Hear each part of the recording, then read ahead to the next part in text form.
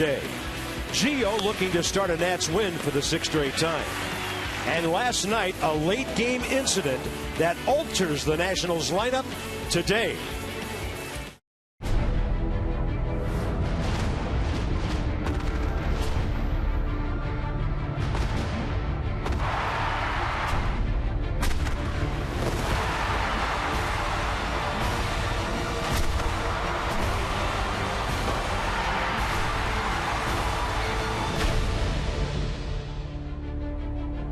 Hot day, muggy day on the riverfront in Cincinnati. The Nats and the Reds, it's game 2 of the 3-game weekend series. Ball could be flying today, but there's one bat off of which the ball will not be flying.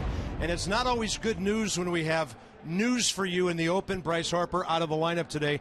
Ray, he got hit in the back last night, and he just can't get that thing to loosen up. Well, if he got hit right in the center of the back, you get that backbone involved in there. There's going to be swelling. There's going to be a contusion. And he was drilled. That was 94 miles an hour, and it caught him squarely. That thing swells up about the size of a softball. And I saw Bryce early at the park, and he was trying to get that thing ready, and he was in the starting lineup. They scratched him. He's going to be sore for a while. You know he's so tough that he's going to play if there's any way to go out there. Obviously, something didn't feel right when he tried to swing. Interesting moment when Joey Votto decided to make himself part of the situation. So Harper ranking 4th in batting average, number 1 in a lot of other very important power categories. So Bryce not in the lineup today. Michael Taylor in. Ryan Zimmerman will be the cleanup hitter. We'll have the lineups for you in a couple of minutes. And then more bad news as Steven Strasburg goes on the DL. And this coming week when the team gets back home, tests will reveal exactly what it is. The good news is, doesn't appear to be shoulder or elbow related. Yeah, nobody knows what's going on. He's just not comfortable. You can see it on the mound. You've seen it in his last 3 or 4 starts. He just has not looked comfortable. A lot of times you think maybe he's lost his confidence, but I believe that he's been struggling with something, maybe not arm related, maybe not elbow related, but some way structurally that he has just not felt right. He doesn't look good on the mound. He doesn't look comfortable on the mound, and the results have just not been there. Calling it a neck injury for now. So you lose Strasburg. Doug Fister is on the disabled list. But the great thing about this ball club, you turn around the next day, you got Gio Gonzalez, Tanner Roark, Zimmerman, and Scherzer will go against Toronto Monday and Tuesday. So this team is still pretty wealthy when it comes to starting pitching. Well, there's no doubt about that. The depth is incredible with the starting pitching. You start to wonder, though, when you lose Fister, you don't know what the situation is with Strasburg. Harper's out today. You've got Worth out, Rendon, your 2, 3, 4 hitters out. Eventually, you're going to get to a spot to where you don't have quality players or enough quality players to cover all those injuries. We're hanging on to that first place spot. It is early. Hopefully, we're going to get these guys back. But right now, this team is not just injury-laden. They're crippled with injuries. All right, so maybe come limping home tomorrow night. We'll see how Gio does here this afternoon. He's had good success against Cincinnati, including a ball game here at Great American Ballpark last summer when he was almost untouchable for 7 innings. 9 starts. He's gone 6 innings 7 times, 7 innings twice. Gio in a moment.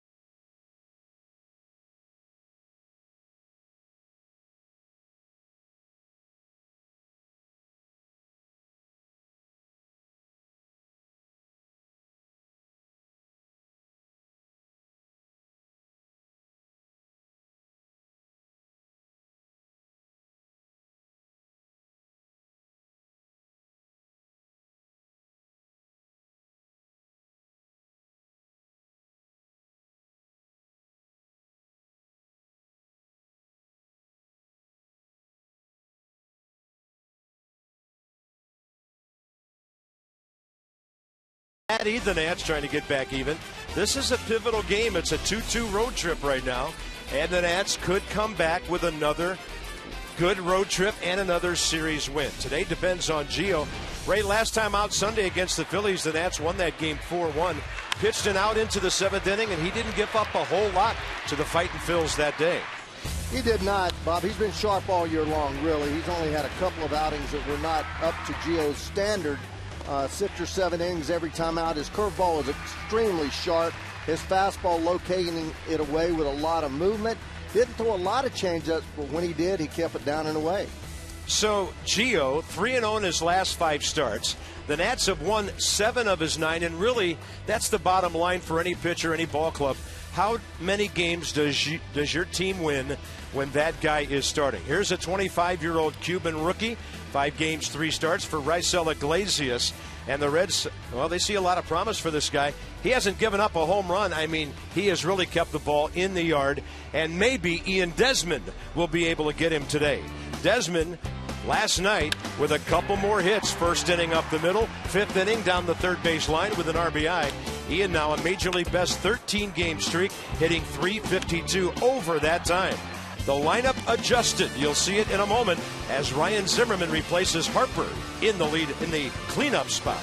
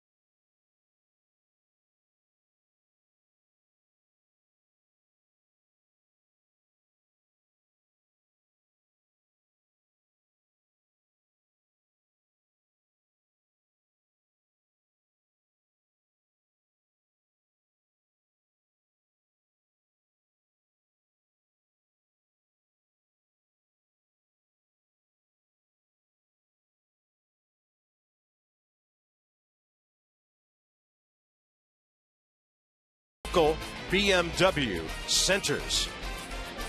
Hot day in Cincinnati. There's a big-time breeze blowing from the right field corner over toward the left side. Welcome back to the big leagues, Taylor Hill. Yes, you are still a rookie, thus the pink backpack along with the other guys. And Matt Williams having to do a lot of adjusting in his lineup and his bullpen these days on almost a day-by-day basis. Very muggy, 57%. It's 82 degrees, so we could have some pop-up storms late in the afternoon here. But that breeze, man, if you can pull one to left field, it's going to get a lot of help if it's up in the air today. Danny Espinosa, career hitter in Cincinnati, .325 with 5 extra base hits. Well, the 5 doubles and the 2 homers giving him 7 extra base hits and 6 RBIs. Danny batting just .214 left-handed, trying to sort of reset things from that side of the plate. Taylor's in there, Harper out, Zimmerman is the cleanup hitter. And here's Raisel Iglesias' first start ever against the Nats. Only the 4th start of his career. They got him from Cuba when he became a free agent there. Fastball. The breaking ball had said 22%, but golly, he throws a lot of them, Bob. About 3 different kinds of breaking balls. Talked to Jeff Brantley, their TV guy, and he said he was a poor man's El Duque. So that means he comes from all angles, throws all kind of pitches.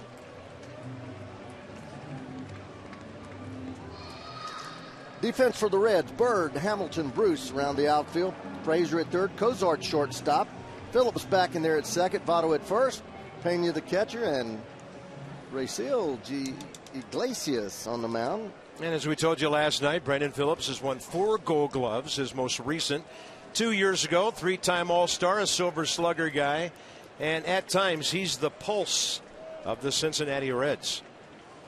So here's Denard Span stepping in, hitting .380 on the road this year. First pitch of the ball game, we're just a minute late at 4:11. And it's ball 1 up and away. You're going to see right off the bat, this kid has great stuff, but he's wild. He does not like to throw to contact. He likes for hitters to swing and miss. Therefore, you're going to see a lot of 3-2 counts. 2-2 counts. And even though he hasn't been with Cincinnati that long, rated the second best prospect in their organization. 1-1 pitch. Span looking to guide it to left. Andy Fletcher has the plate today. 16th year in the big leagues. Paul Emmel, Jordan Baker, and over at third base is the crew chief, Jerry Meals. After Ray Knight totally nailed the scouting report on the umpire last night. If you knew as much about Wall Street as you do about umpires, we'd all be a lot better off. That was pretty good stuff last night, my man. 1-2 to Span. In the air to right. The wind's not going to help it, and it's going to hang up for Jay Bruce.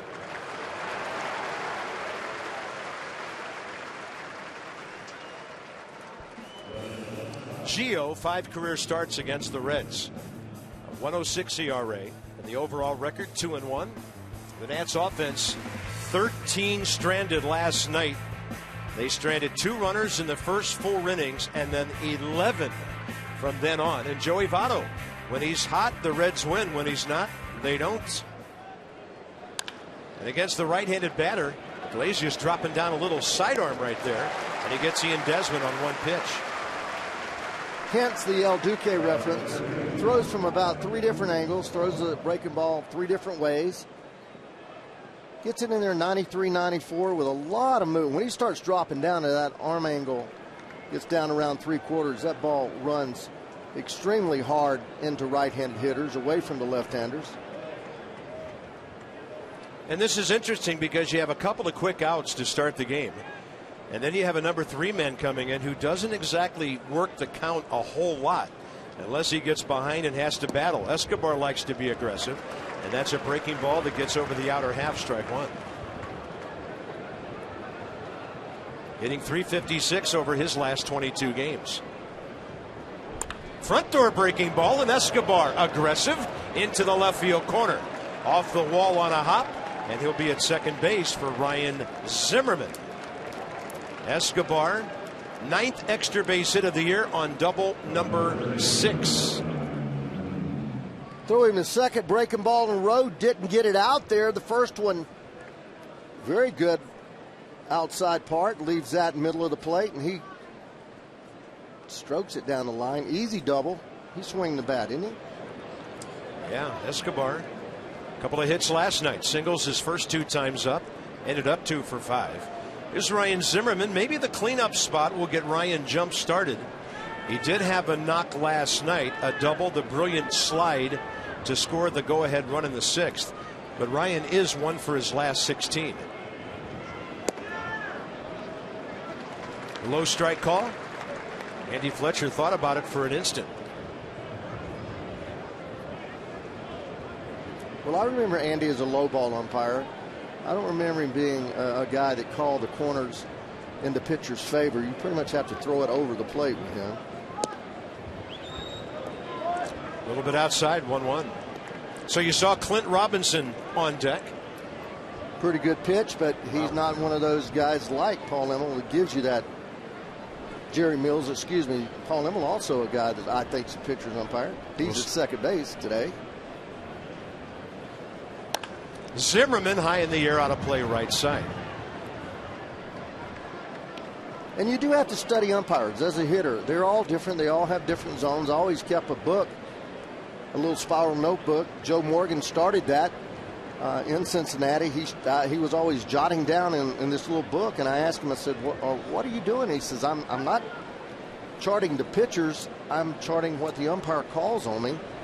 And it gives me a better idea of what I'm going to have to swing at. It really makes a difference as a hitter. Yeah, the great ones, when they do great things, it's no accident. I mean, they used to say Michael Jordan was the first guy in the gym and the last guy out. Other guys down through the years in baseball just work, and that's one of those little details, like Tony Gwynn with the videotape. Runner going, Zimmerman right center. That'll be an RBI hit, as Escobar thought he had the Reds napping, and he will score, and it's a good thing with a guy going to third with 2 outs that Ryan Zimmerman put that ball in play. So Zimmerman, RBI number 33, and he's back up in the top 7 in the league. I'm not sure what Escobar is doing still in third base with 2 outs, or trying to. Got picked off the other day. There's really no advantage to that, but nice piece of hitting there as we focus on the positive things. Run scores. Nationals up 1-0 early. Well, you know what they say, when you try to go to third with 2 outs, you better make it home. And that's what Zimmerman allowed him to do. With me, Bob, it's about messing the hitter up. You know, that sudden movement to third. Yeah. You know, you're looking out there trying to focus at the arm, and it distracts you. So a good first inning for the Nats, a pair of 2-out hits, and here's Clint Robinson. Clint is 11 for 48 in 30 big league games this year. After all those years he spent buried in the Royals organization, cup of coffee with the Dodgers last year. And he hits one hard out to left center. That ball is run down, and a two-handed catch by Marlon Byrd. The Nats come out hacking. A run on 2 hits, and now Gio has an early lead.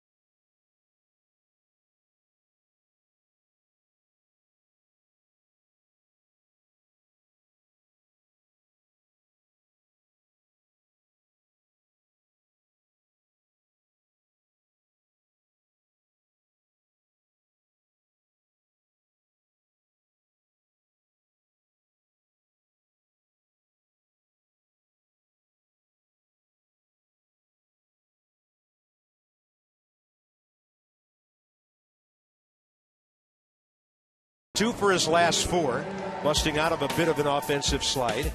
And the Reds lineup now, they've hit .252 their last 4 games. They're still at .238. Only the Phillies have scored fewer runs. Joey Votto will play in his 1,000th game tomorrow, barring something happening today. 10 career home runs against the Nats. 171 in his big league career. And here's Gio taking on the Reds. I like that mix. 65% fastballs, but he throws a lot of breaking balls, a lot of change-ups. 35%. That's a good number. Keep you guessing. Make that fastball more alive.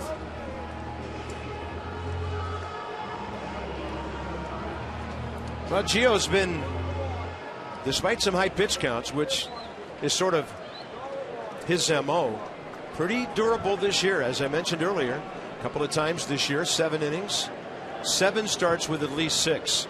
Brandon Phillips is 1 for 8 career against him with a walk and a strikeout. Phillips came off the bench, early pitch hacking, and got a sac fly. He's hit .320 in the month of May, and he's at .297 overall. .271 career hitter, now in his 14th big league season. He's been battling turf toe on his left foot. And a ball hit to right in the corner. And Clint Robinson playing right field for the first time as a Nat, with the ball moving away from him over to grab it. Yeah, he hadn't played right before, but he has now. The ball will find you, right? That ball was hit pretty good going away from him. He got a really good jump on this ball. He was moving on the crack of the bat, and looks like he's been out there forever. Converted first baseman, and that was a nice play.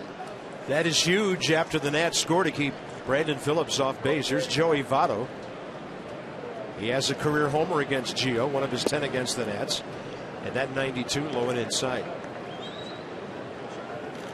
I look for him to, when Gio is right, the curveball is the pitch that I look for. When he's throwing the curveball for a strike, it's such a big breaking curveball, almost an unhittable curveball.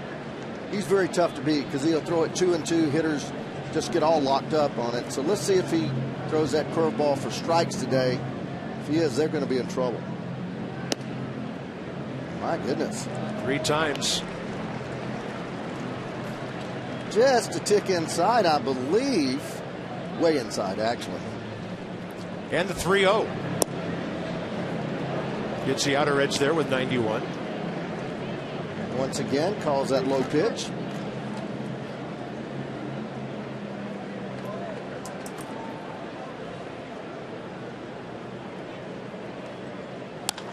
Right side, Espinosa. He got to it, but he had a lot to handle once he did. And of course, out there on the shift, everything speeds up for the second baseman. Just to get to that ball, he had to travel a long way. I don't know that he would have had enough from that distance to throw him out. He's got that great arm, but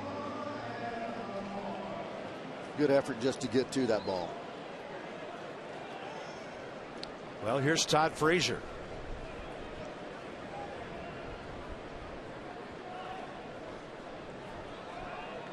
'15th homer of the year last night.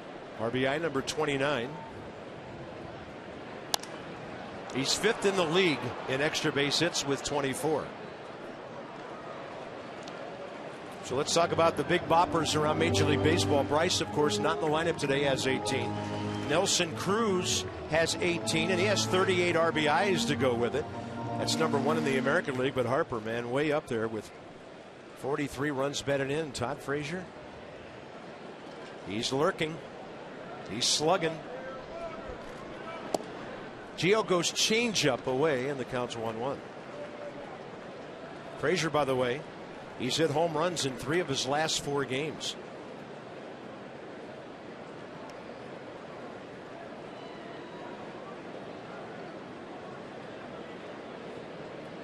Lobaton moves inside.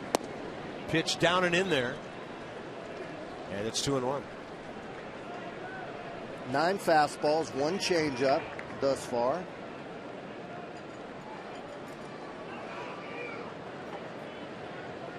Maybe we'll see a hook when Jay Bruce steps in.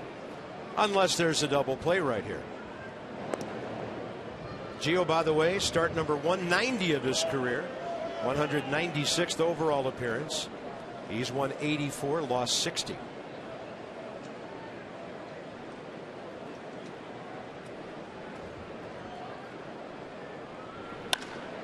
Loud crack of the bat on that one. Votto stopping at second. And the Reds with back-to-back singles here.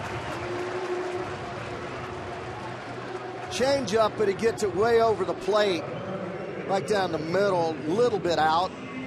Smokes the ball right back at him. Stayed on the ball as he threw the ball inside. A lot of hitters, once they get busted inside, they look away because very seldom do pitchers repeat it in there. And they'll bring in Jay Bruce, and we'll see if the breaking ball comes into play here. Desmond a visit, Lobaton out there.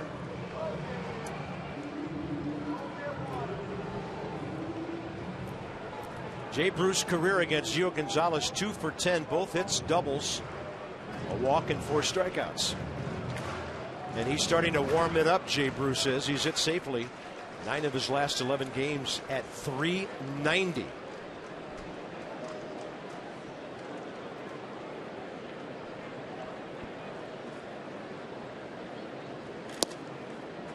A little bit inside. Nationals defense today. Taylor in left, Span in right. Robinson in left, Robinson in right. Escobar, Desmond left side, Espinosa Zimmerman on the right. Lobaton getting the call today behind the plate. Gio hurling. And with a left-handed batter in there, Desmond can play right behind the runner and keep Joey Votto close at second base. Outfield playing very deep. You don't even see Clint Robinson in right field. He's almost on the warning track out there. And watch when Votto takes his lead, Desmond will be right almost in line with him. As he inches off, Ian takes a step in.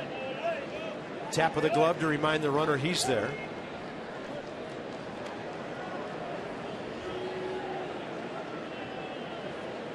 Marlins are underway at New York. It's Tom Kohler and Jonathan Neese.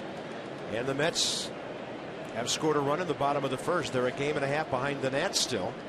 There's that big sweeping breaking ball, a beauty. Dandy boy. At 79.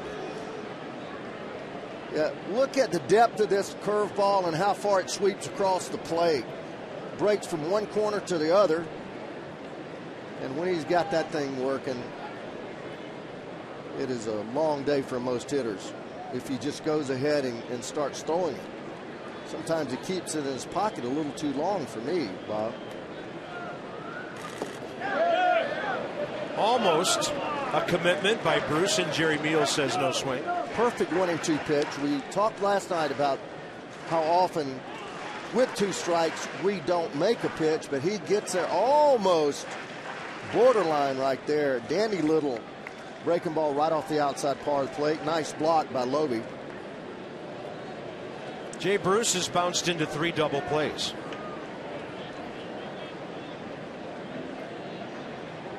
All 3 Reds have hit the ball sharply so far, and that's outside. 3-2.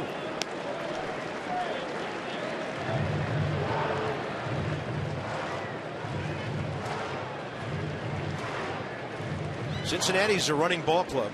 I don't know if they'd start the runners here. Bruce has struck out 45 times. Yeah, I don't think there's enough speed, and I think this guy swings and misses too much. Votto, below average runner. Frazier, about average. And that's a front door breaking ball. That certainly fooled the hitter, and it came maybe close to fooling the umpire. Yeah, he could have given him this pitch, but I told you he's really tight. Totally different than Jerry Mills. This pitch is right there. That's a strike in my book. Anytime you get the edge of the plate, it's a strike. Some umpires, like Jerry Mills, gives you that half a ball off the plate. That's a strike. He missed that one. Steve McCaddy, a visit to the mound. So base hit, and a base on balls. Gio now 20 walks this year in exactly 54 innings. I think the umpire gave up on that pitch. That ball had a lot of break. It starts off the plate. It looks like, even as a hitter, it looks like it's going to be inside, and then it just snaps that last 5-6 feet. You can't give up on it. Yeah. You can't call it too quickly either. Well, that's why I called it the way I did, Ray. I thought there was a little flinch on both sides. And I'll tell you what Steve McCaddy did. He went out there, and he was going to stay long enough for Andy Fletcher to arrive so Steve could tell him, hey, don't give up on this guy's curveball. It's really big. Well, Gio has he's reacted on 3 different pitches. I didn't say anything. I don't like to point that out, but on 3 different pitches, he thought that they were strikes earlier. 1 pitch to Votto, 1 pitch to Frazier. And here's Brian Pena, who doesn't hit for a lot of power, but he doesn't miss much. That's outside. First pitch changeup. He's just missing. My goodness, he's missing 2-3 inches when he does miss. Very close to making perfect pitches time and time again, and the calls are not going his way right now. Pena, though, 3 for 7 career against Gio Gonzalez. He's trying to take it the other way. As a right-handed batter, the Reds catcher 7 for 32. With 1 out, Joey Votto got that hit into the shift out to Espinosa right field. Todd Frazier rifled one up the middle, and Jay Bruce on a near miss by Gio, walking to load him up.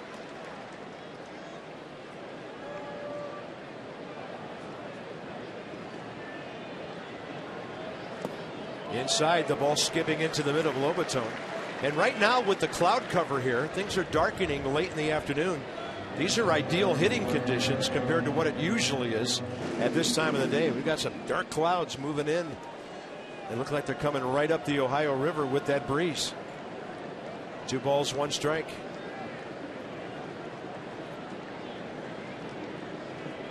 Pena, 5 RBIs.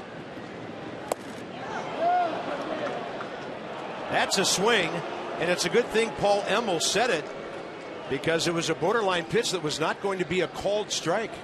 No doubt about it. He tried to hold off with his hands by getting his hands way out there and laying that bat off, but right at the front of the plate, got rung up. Count 2-2. That was a crucial strike to get.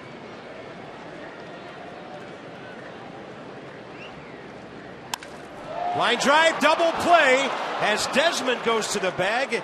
And where was Todd Frazier going with 1 out? You got to go back to the bag. He didn't do it. And the Nats have a 1-run lead after 1.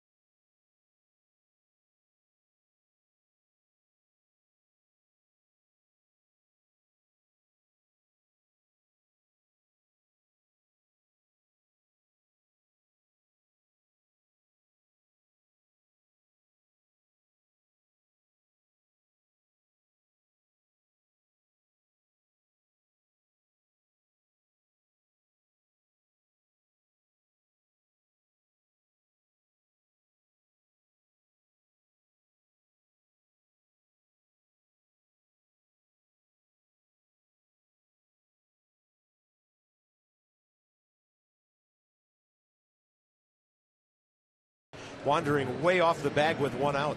Yeah, bases loaded. You have a little different mindset. You want to make sure you don't take that secondary lead. You get this lead here, but you stop right there. If you don't go on out there, you're going to get doubled off. There's no way to get back on a ball hit this hard unless you take that real short lead. But see, he's making that double hop, triple hop, and then breaks to go. I don't know what he's thinking. You just read the ball off the bat, and you're supposed to freeze and go back, but he was out there way too far. Big double play for the Nats. 6 unassisted by Ian Desmond. Top of the second, Lobaton, Espinoza, and Taylor. Every time I look at the stat sheet, it's hard for me to believe that Jose Lobaton has only played in 10 games this year. He's 8 for 34. He's done damage when he's been in there. 7 hits of his 8 from this side of the plate. Checks in at 235.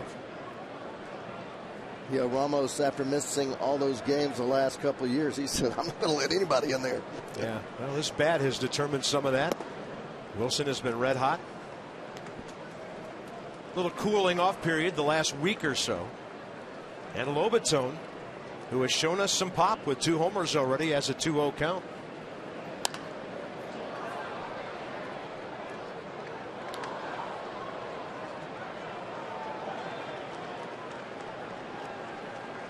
First inning for Raisel Iglesias, 14 pitches, 11 strikes. Nats came out aggressively against him. Lobaton hacking. Look out. 2 balls, 2 strikes.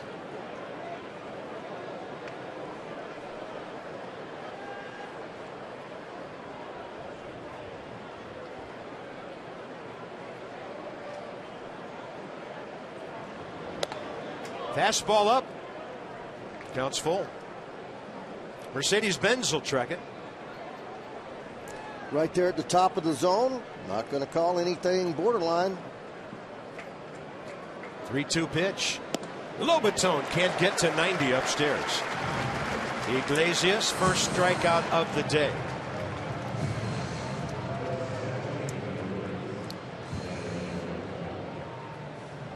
We have a MASH report for you. I can hear the helicopters and the tents being put up. I mean, it is really rough for the Nats right now. Pfister, Sammy Solis, Craig Stammen, Cincinnati guy, out for the year. Strasburg last night. Anthony Rendon, he's playing at least. Unbelievable. And Bryce Harper, day to day, got drilled in the middle of the back with a fastball last night. 94 miles per hour from Tony Cingrani. And I guess, in all honesty, the way that Cingrani's outing ended last night, he did not try to hit Bryce Harper, because had he tried, he would have missed him by 5 feet.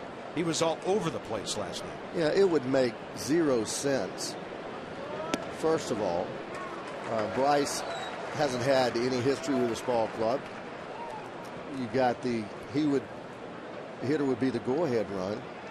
And like you said, he was all over the place. Yeah, 3 walks in 1 inning. Couldn't repeat his delivery. Up, in, out, down, all over the place. Danny Espinosa knew that breaking ball was working its way back to the plate. You know, and this is typical Bryce Harper, just to put a little icing on last night.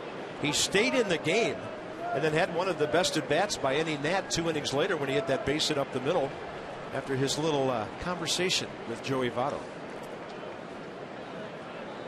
Maybe the Reds could use a little fire that Joey was showing last night too.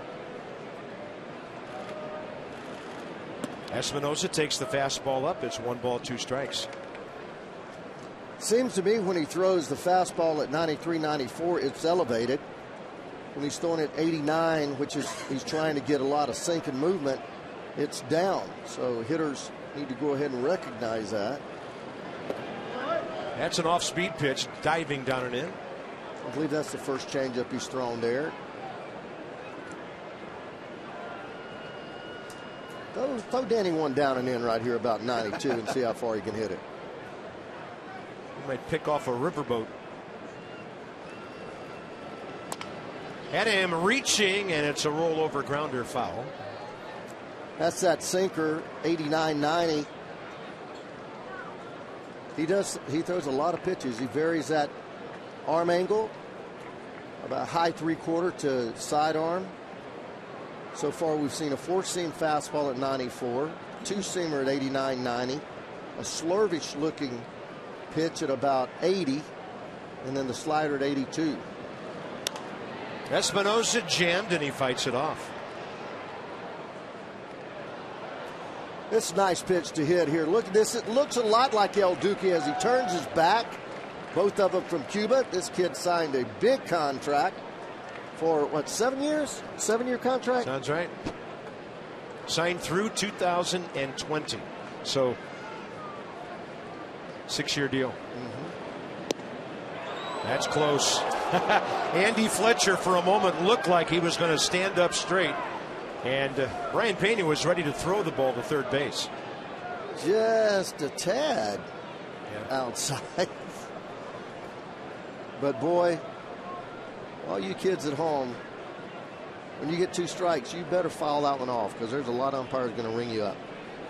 Full count now. Another one. Espinosa, chopper, right side. Pitcher covers. Votto to him. Well done by the right side of the Cincinnati infield. Celebrate U.S. Army Day, delivered by UPS. Nats Park Monday. Nats Blue Jays. U.S. Army drill team on the field performing. Live performance later from the Blue Swamp Romp at the Miller Lite scoreboard walk before the ball game. Go to nationals.com.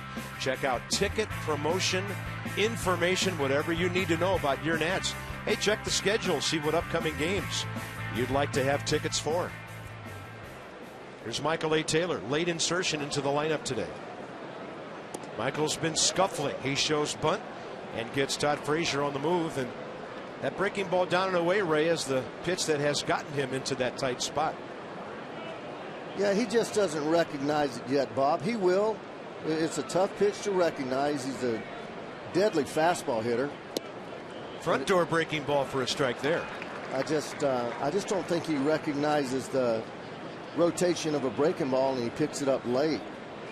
That has a little bit to do with sometimes spinning and turning your head off the ball. 3 consecutive breaking balls there.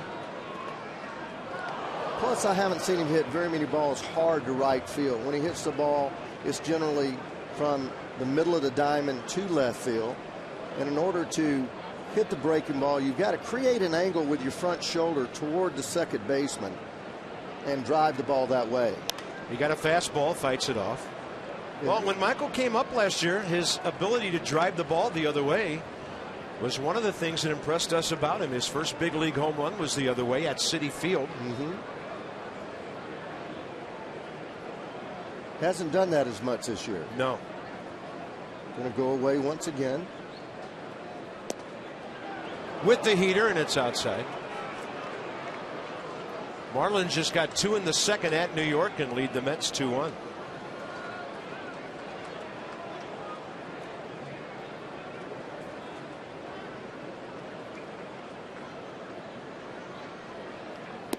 There's the pitch that has been so difficult for Taylor. 2 Ks in the second around a bouncing ball. Iglesias back on his game. 1-0 Nats.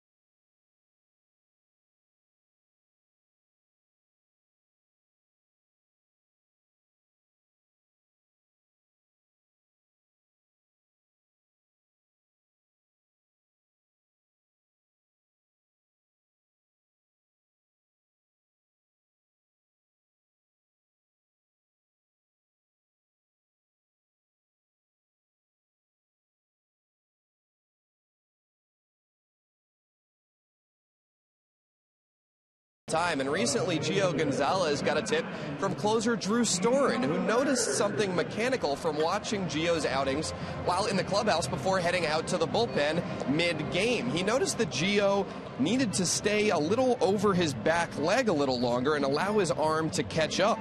Drew said he pulled Gio aside a few days prior to his last outing and said, "Hey, here's what I'm seeing, take it or leave it." The two looked over tape of Gio from 2012 and noticed the difference compared to this season.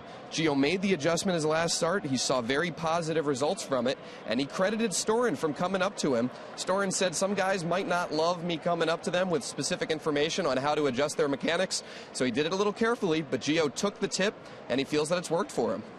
Hey, that's great stuff, Dan. And who knows more about staying on his back leg than Drew Storen? I mean, that's his #1 timing mechanism. That's Dan with our Coons.com sideline report. When you're talking cars, you're talking Coons. Bottom of the second, Marlon Byrd. Former Nat, swing and a miss. 84 to start him off. He thought it was a fastball. Yeah, first ball fastball hitter, ready to hack it all times. Gio pulls a string on him and got him way out front. Did it again. Marlon Byrd 0 for 3 with the base on balls last night. Off to an uncustomary start as far as the batting average. There's his career. 276. He's at 204. But in the month of May, he's hit 8 of his 10 home runs and has driven in 17 of his 25. 0-2 pitch. They're going to bust him here. He's able to fight it off. I'd go in there one more time and just take it a little farther in. Just keep working it right onto that belt buckle and then come back with a changeup. Or he can always throw the curveball. Yeah, hard-breaking ball down and in. Marlin was with the Nats 05, hit 264 in 74 games. 06, 233 in 78 games.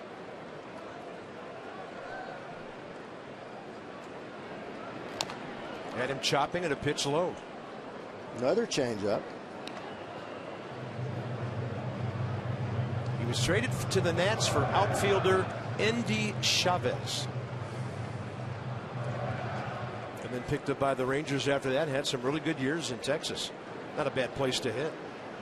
1-2 pitch. Got him. Gio using the bottom of the zone beautifully in that matchup right there. First strikeout today. Doing 4 changeups. In the graphic, 41% breaking balls early in the game. Just a perfect pitch. Starting right under the kneecap. Working its way down. Although he threw it 4 times, changeup is something so difficult to throttle down as a hitter. You see the arm action, that tells you it's a fastball. They grip it back in their palm to kill it. Zach Gozar was checking his bat after that. He thought he might have busted it up a bit. He was in the leadoff spot last night. Had 3 hits and RBI, 3 for 5. He'll lift one to right. Right field's playing a little bigger in Cincinnati today than on a normal day. And Clint Robinson, no problem, 2 outs. Never Stop Improving, brought to you by Lowe's. We got some great closers in this series. Drew Storen is 16 for 17. Aroldis Chapman 8 for 8. You know Chapman's going to have more strikeouts, but look at Drew's ERA. Identical number of innings. So in this series, you better have the lead after 8 and probably after 7, getting it to those guys. Yeah, they get it done. Chapman last home run was May of last year. 73 innings. Somebody ran into one, huh? I believe it was Chase Headley. I read the notes. Was the last guy that took him deep. Iglesias is a big league hitter this year, 0 for 4.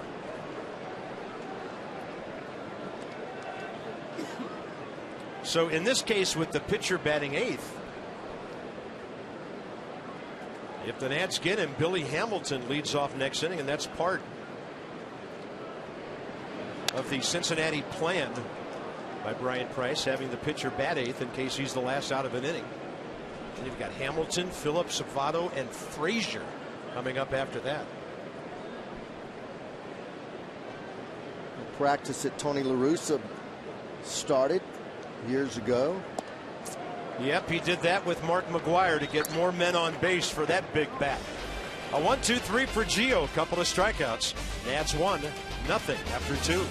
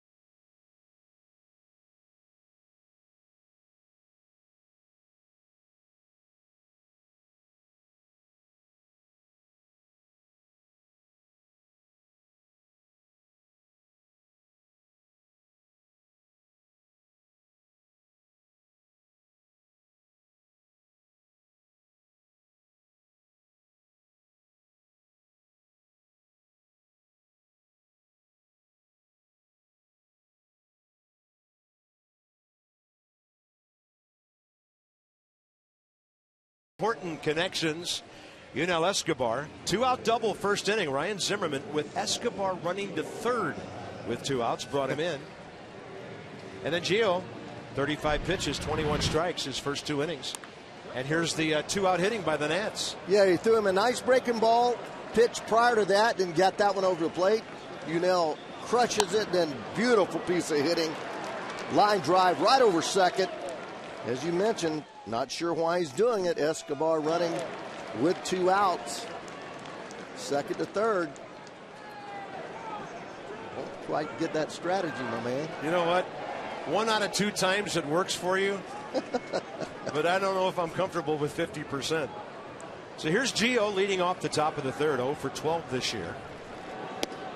Takes a fastball up and in. The only thing, if you have a pull hitter, when the third baseman goes to cover third, then that hole is open right there. That's the only advantage. And I, as a third baseman, I held until the ball was by the hitter. Yeah. Because with 2 outs, the hitter is the priority.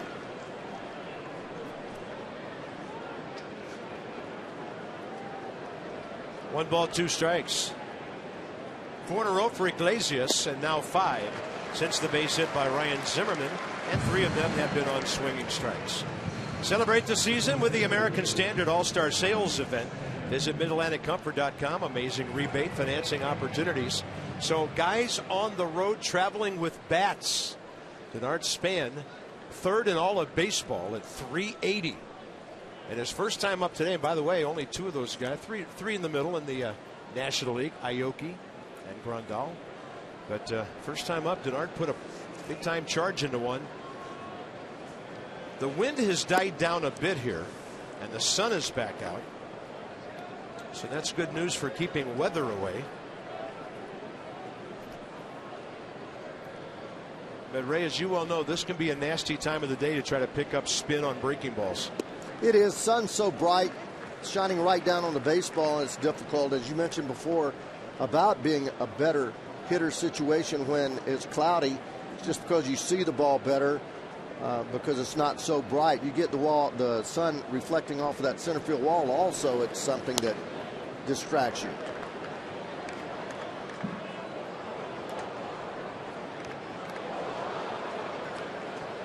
Pretty bright out there right now. Look at how bright it is just to the right of the bullpen, with the sun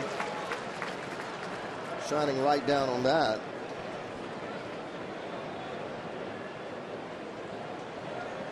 One ball and 2 strikes.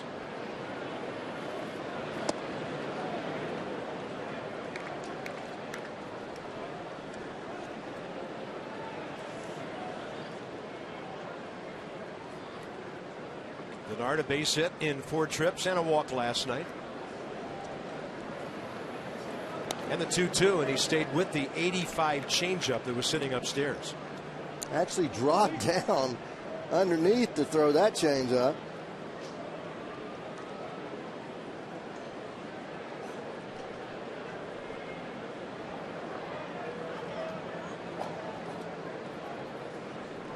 Tough guy to strike out.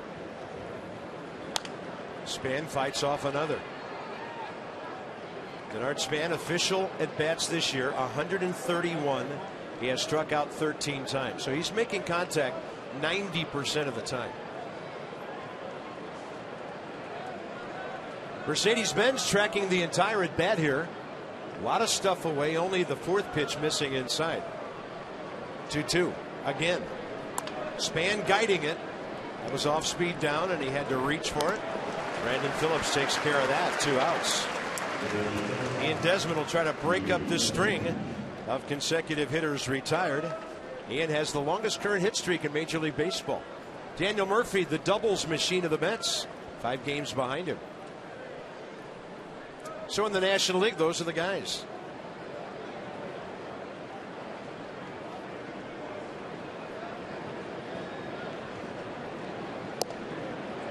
Inside edge.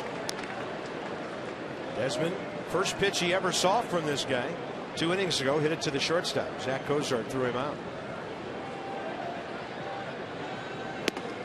Up and in, and a lot of hitters have holes in their swing up there. Yeah, you're not going to hit this pitch. It's elevated. It's up above his letters. And it's in. Out away from you, you might be able to do something with it, get your hands up on it, but not inside up. And they're going away, and that was a 94 fastball.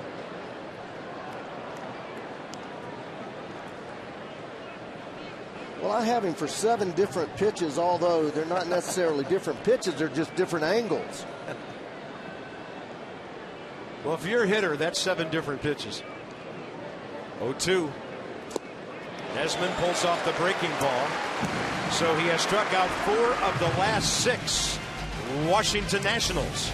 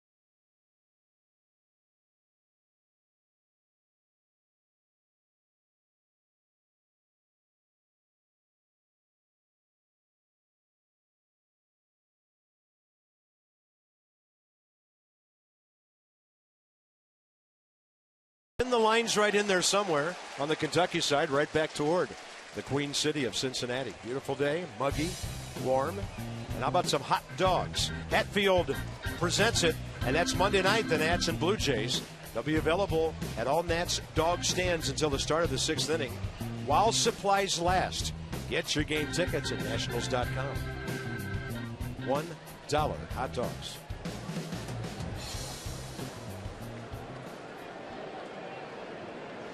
Billy Hamilton batting right-handed. How is he from that side of the plate? Well, better than lefty right now. 50 at bats this side. He's hitting .260. 117 on the other side, hitting .205. Had a key hit last night. And Billy Hamilton has a 5-game hitting streak going. He's 6 for 18. Gio buzzes him with 92 for strike 2. Outfield shaded to right field, very shallow. Not a lot of power. This kid, a lot of bloopers over the infield, a little line drives. Hasn't really established power. He's not built for power. I mean, he is a guy that needs to put the ball on the ground, right or left-handed. And he should be able to run 250 with his speed. They list him at 6 foot 160. And Gio missing low again, 2-2. I've never heard that before. He should be able to run 250. I like that.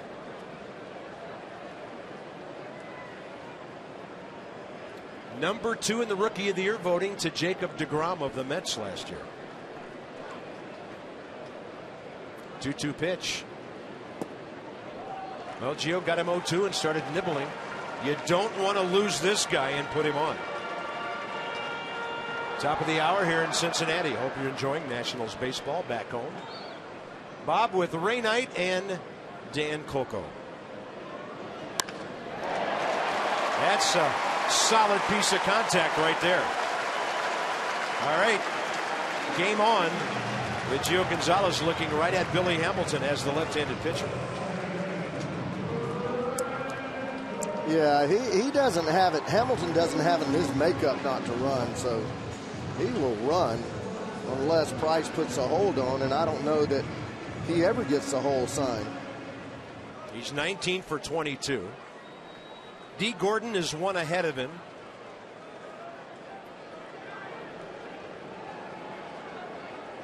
Billy Hamilton last year stole 56 bases, but he led baseball by being caught 23 times.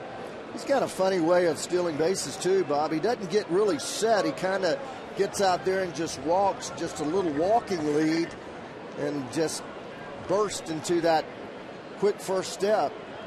He just doesn't get way out there and settle in. He's always just kind of moving, and takes off. Yeah, so the career percentage you saw, not that great. 77%. And by the way, something nobody talks about, his defense. He was a Gold Glove finalist last year, only made 2 errors and had 10 outfield assists. Brandon Phillips can move, not an easy guy himself to double up. Very aggressive hitter. It's the 0-1 count. Hamilton holding, and that's perfect on the inside edge. Oh, now that's what you call busting a guy inside there. That 93-mile-an-hour cheese right on the inside corner. Not anything you can do about it as a hitter. It's so tight to you. Obviously, Phillips jumping back from that ball, that means he is really selling out away. Bob, he's looking for the ball out away from him or something soft anytime you see him move his feet like that on a strike. Well, he hit one hard the other way first time up, and Clint Robinson ran it down. A great pitch right here, and it is very difficult to throw. Would be a changeup inside because he's looking away. He's going to react to the fastball. He sees the changeup inside, going to think it's a fastball and react to that and be way out ahead of it. Yeah, and you hope he rolls it over right to Escobar, huh? They've got it picked off. They got to hurry, and Ryan Zimmerman throws it into left field, but no error as Michael Taylor backed it up. It's a stolen base for Billy Hamilton. He makes everybody hurry. Well, right there, you step off and run at the runner. You don't throw it over there with a guy with that speed. You step off and you just run right at him. Anytime you throw behind a guy that's that quick, you're looking for trouble. Zim really had no chance. Well, Michael Taylor did the right thing by charging from left field, keeping Hamilton at second, but he's there with nobody out. Gio needs the strikeout now against Brandon Phillips. So he's trying to stay inside so Phillips can't drive it the other way and at least move that runner.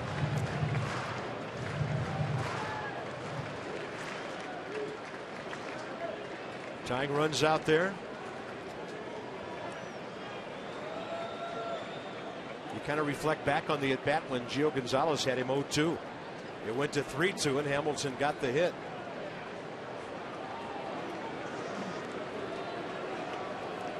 Yeah, it kind of befuddles me with Hamilton taking off there. He took off so far ahead of Gio's delivery that he had plenty of time to step off, and he just went ahead and completed the throw to first.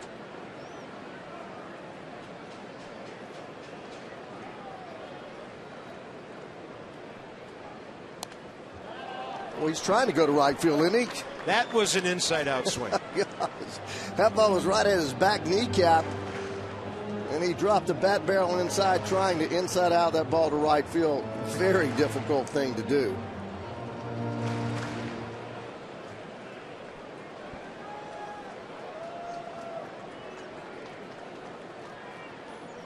I still like the changeup. Make him roll over to short or third.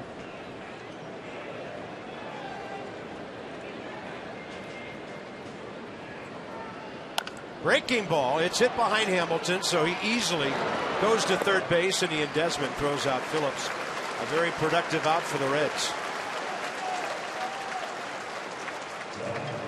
Joey Votto and Todd Frazier now standing in front of Gio Gonzalez, trying to hold on to this 1-0 lead.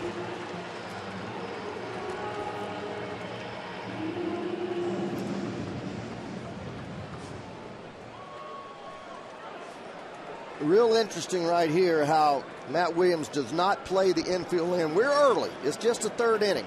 Up 1-0. A lot of your offense is hurt, but with Billy Hamilton's speed, it's almost impossible to throw him out at the plate.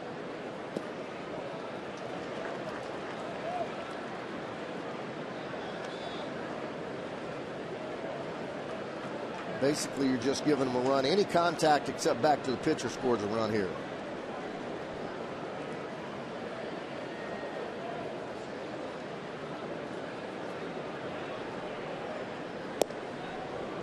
Joey Votto, one of the most selective hitters in baseball.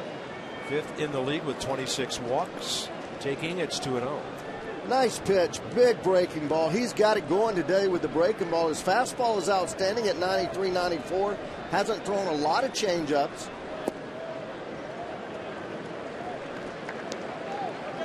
Two and one now.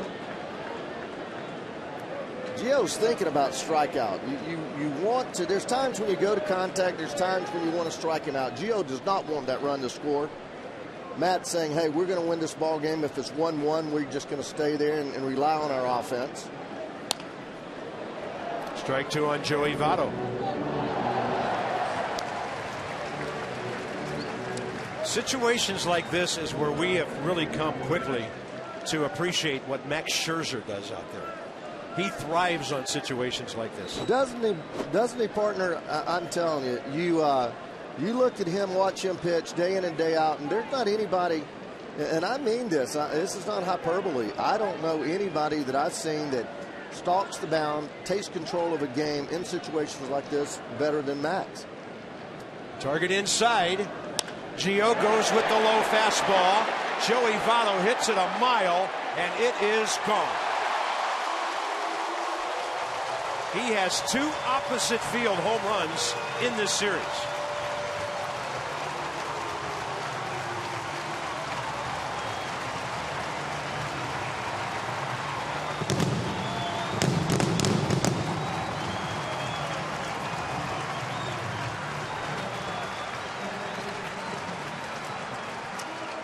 Fastball down middle. He still chokes up, gives it a little inside out stroke, just trying to make contact. Got it elevated. The wind's blowing now pretty strongly to left field, and the ball just kept going and kept going. Here's Todd Frazier, and that's inside. He was looking like he was going to bunt for a hit down the third base line.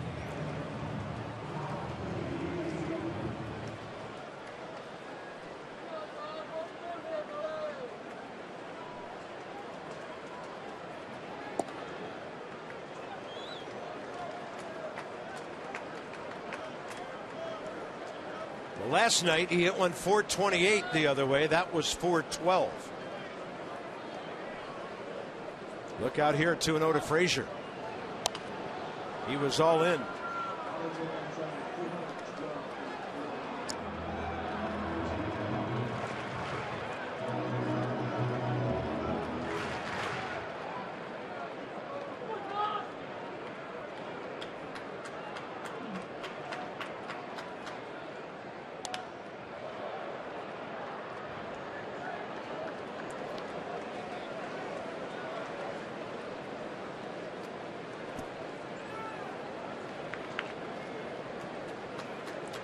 Now this is a long inning here. 1 out.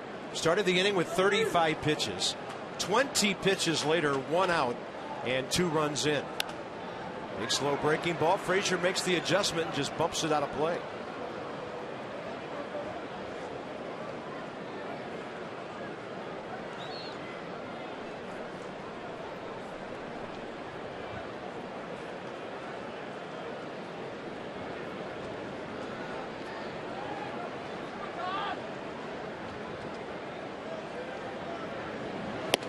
Fastball by him. Gio's best heater of the day strikes out. Todd Frazier. 3rd strikeout.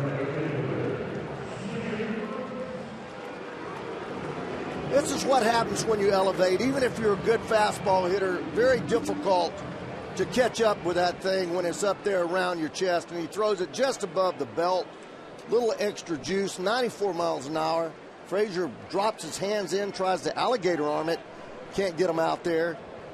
Blew it right behind. Hit curveball to Jay Bruce, who walked his first time.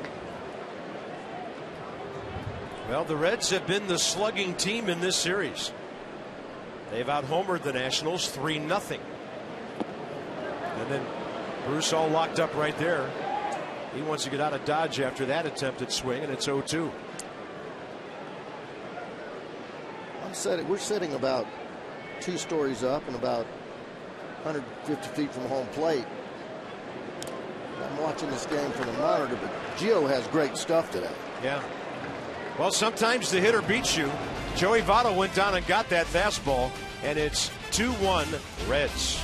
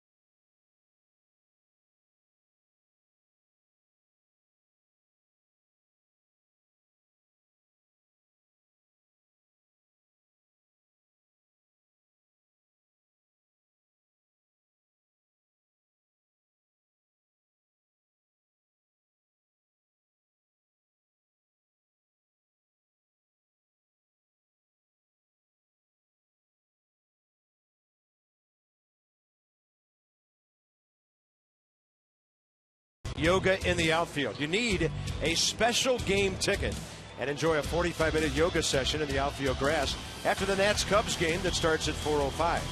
Check it out. Nationals.com/yoga. Well, Joey Votto having an impressive series now. He has 3 hits, 2 of them home runs. He also has a fly ball that pinned Span up against the center field wall in the 5th inning last night. And here's our Mazda do-up for the Nats in the top of the 4th and what they've done in the month of May. Impressive month by Escobar, who's hitting .356 his last 22 games. Ryan Zimmerman, the RBI totals, and even Clint Robinson chipping in some extra base hits. See what kind of front runner Raisel Iglesias is here.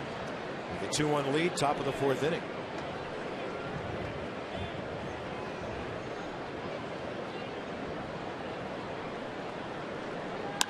Escobar 2 for 2. 4 hits in the series, and that'll bring up Ryan Zimmerman. In 2010, Ryan hit .307 with 388 on base percentage, and he just had a really good offensive season. 25 homers, 85 RBIs, and number 100 at San Diego, May 30th, a first inning solo against John Garland. Then he would add another one, and Ryan Zimmerman well on his way to 200. So many historical moments with Ryan Zimmerman at the plate. So to tell you how many homers he has now, 5 this year, 189 career. Special player. Can drive in a run with the best of them. Such a solid, good. Couldn't hit it any harder. Todd Frazier makes it easy for Brandon Phillips to have time to turn that 5-4-3 double play. That had a loud sound. Ryan Zimmerman unlucky. That ball was scalded. He threw him a fastball right in his wheelhouse. He jumped on it. One hop, the ball down in the corner in a heartbeat, just right at the backhand. Makes it an easy play when you can backhand that ball right around your thighs.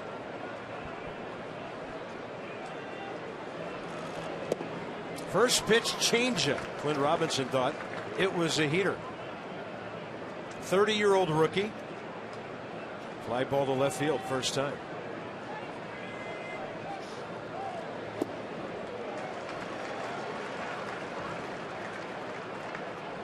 Marlins have jumped all over Jonathan Neese and lead the Mets 5-1, fourth inning at New York. How about Robinson on 0-2? He tripled up on the changeup, and Clint able to get it for his 12th hit of the year. Those three guys in the middle of the lineup, Escobar, Zimmerman, Robinson, haven't hit the ball softly yet. Yeah, 4 hits between them. And Lobaton is next. Clint Robinson standing next to another first baseman. Probably saying, hey man, glad to see you got a shot to play in the big leagues after all those years. Clint stuck behind Billy Butler and Eric Hosmer in Kansas City.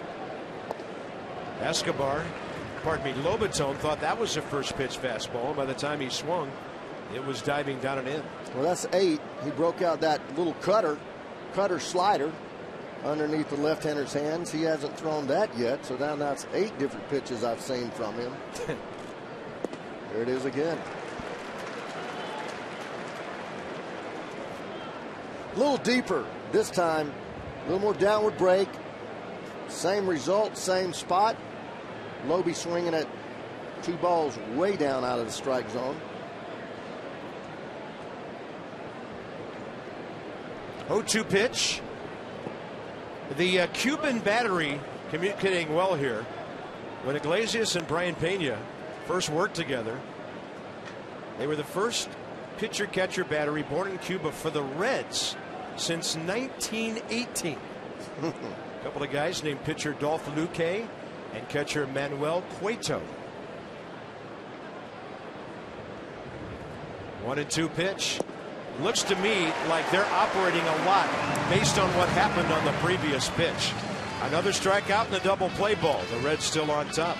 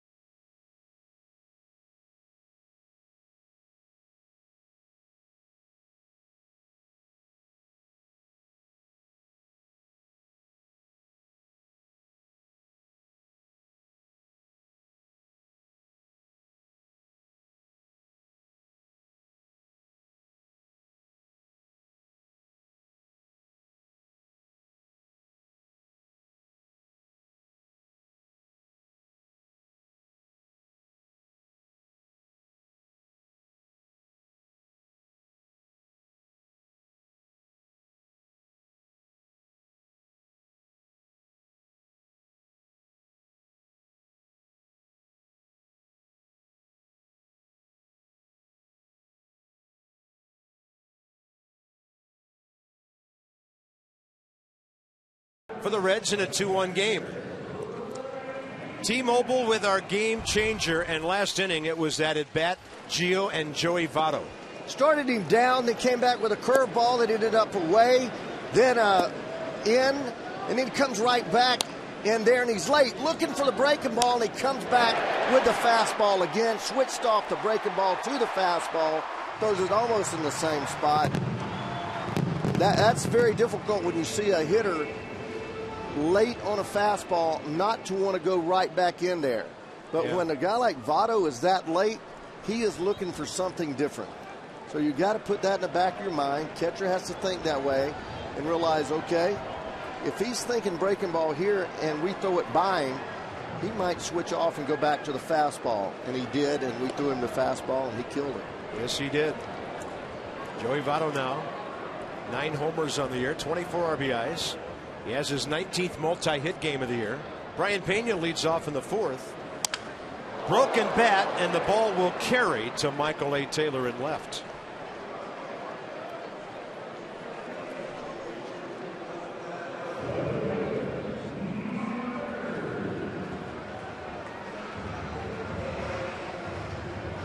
There's our old friend Jim Riggleman. The well-documented story. We talked a little bit about it last night. Parts of 3 years with the Nats, won 140 games, and has been managing and coaching in the minor leagues, now back in the big leagues with his friend Brian Price as his third base coach.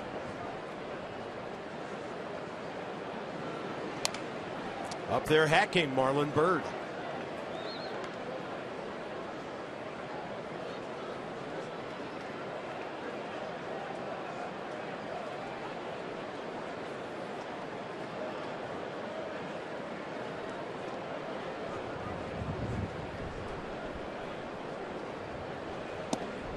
Gio's been able to throw that 92 under the hands of some of these Cincinnati right-handed batters.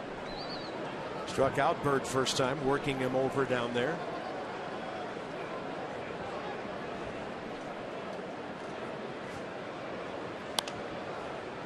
And a ball out of play to the right side as the clouds give us a little relief here. Lucky too, though, Bob. We mentioned that 0-2 Crawley pitch. There's an 0-2 right down the middle pitch.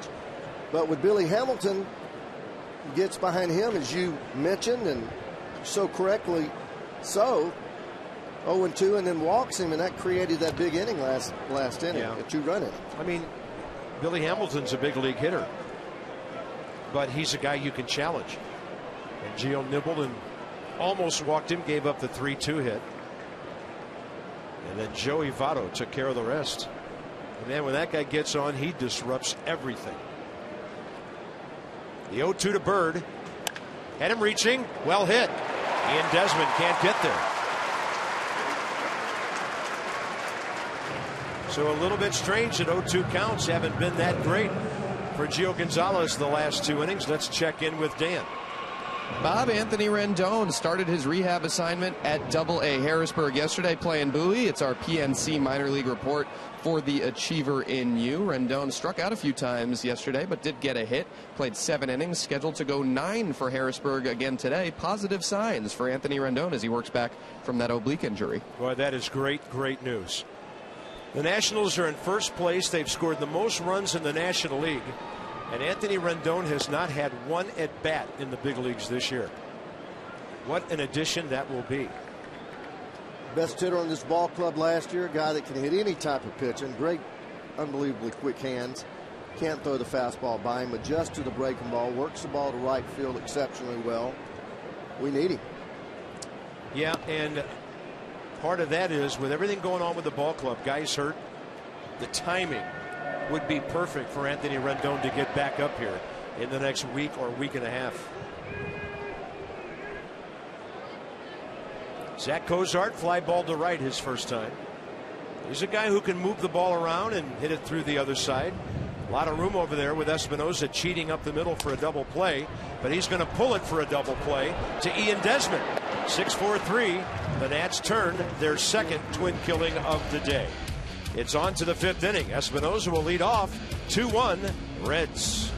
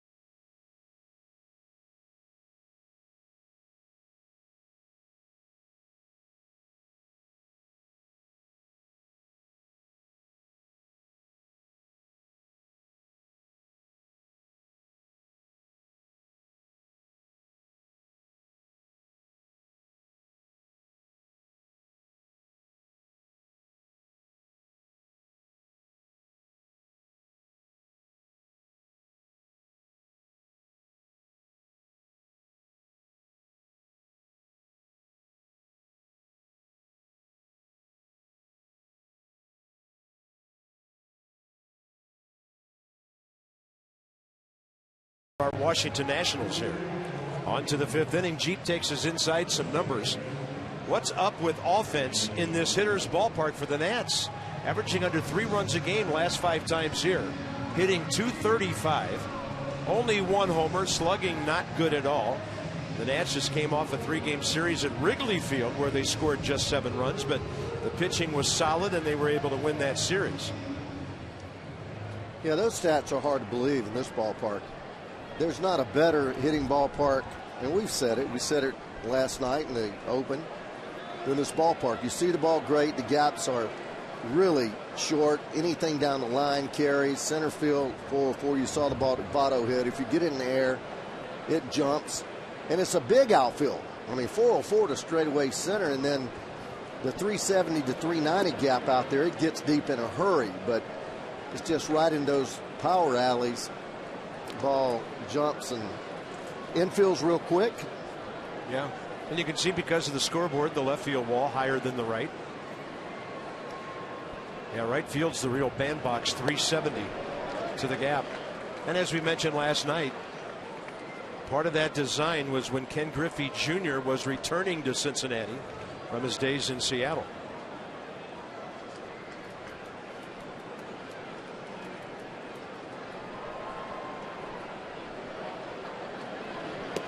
Danny Espinosa, 92 by him, 1 ball, 2 strikes.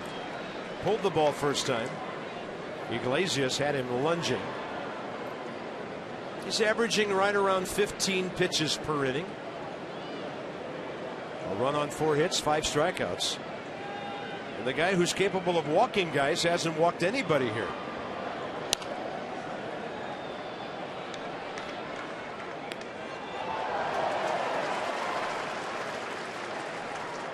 Yeah, he's been right around the plate.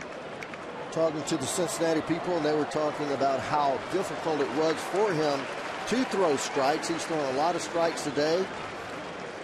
Pretty good ratio. More breaking balls than you would think.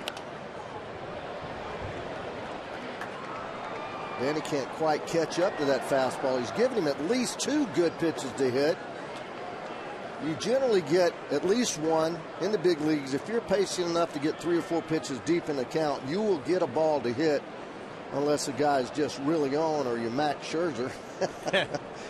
Nissan tracking the at bat here. 1-2 again. Danny spots the breaking ball, takes it down and in. Big homer in Chicago a few nights ago, but that was batting right-handed. His left-handed batting average now is hovering around .210.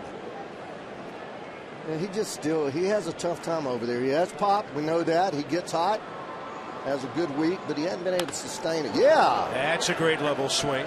Hey, I'm sorry, bro. I got excited. I stayed right through that ball. Anytime you see it come right back at you in the screen, you know that's going to be a knock.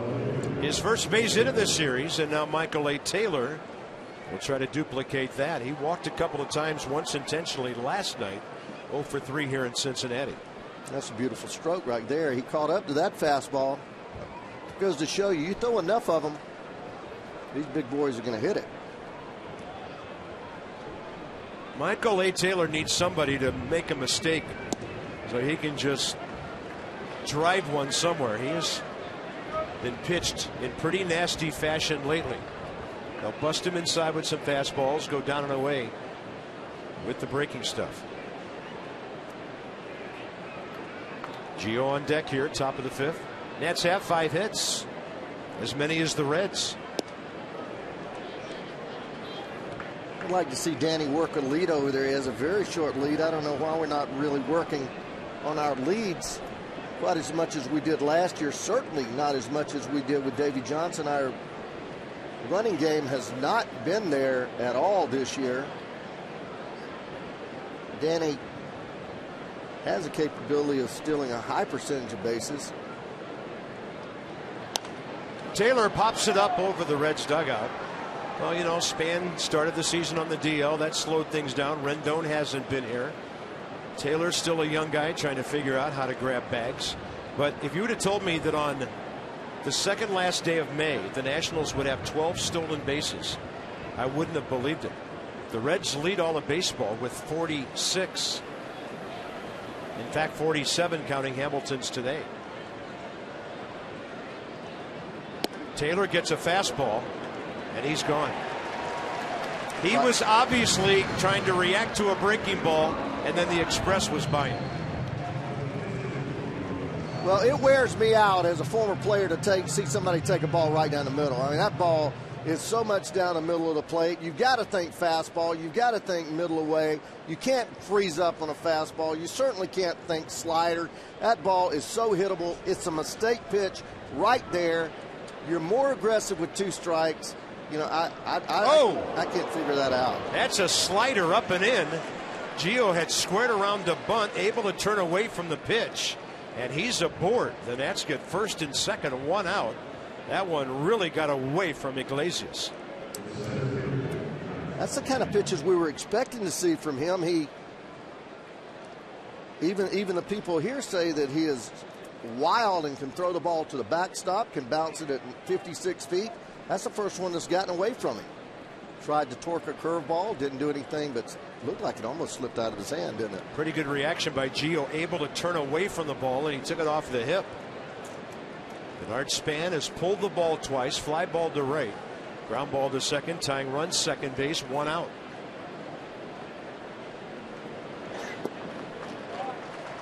First pitch changeup.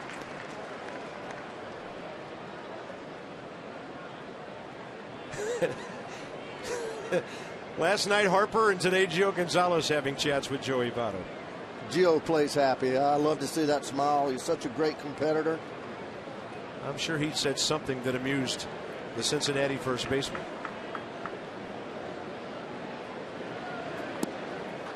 That time Denard able to lay off the changeup.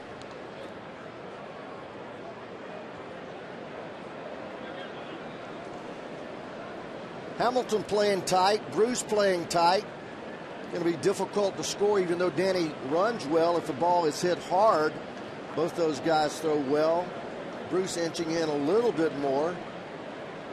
Left field, chance to score. Span hooks it, well foul.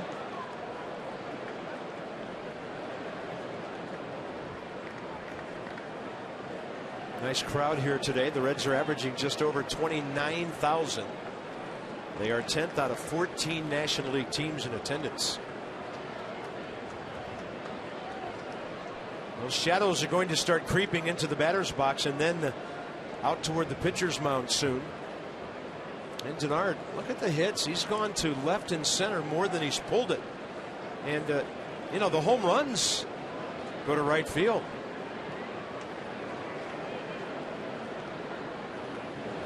Span, left center, tailing away from Hamilton, can't get it. Here comes Espinosa. Throw home, high, he is safe. Pretty athletic play by Brian Pena right there. Tough ball to read for Danny Espinosa, the speed to make up the distance. He did exactly right. You cannot anticipate that ball being falling down. You can't run into a double play. He does exactly right. He gets plenty of room, works his way right there, goes halfway, knows that if he catches that ball, he can get back. If he doesn't go halfway, there's a real good chance they could throw him out, but perfect job reading that ball. Great job of getting that much of a lead and able to score. Still only 1 out, runners at first and second, and a big spot here for Ian Desmond. Denard Span, another hit the other way, his 16th RBI.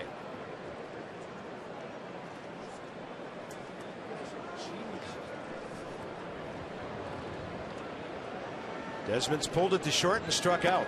Ball 1.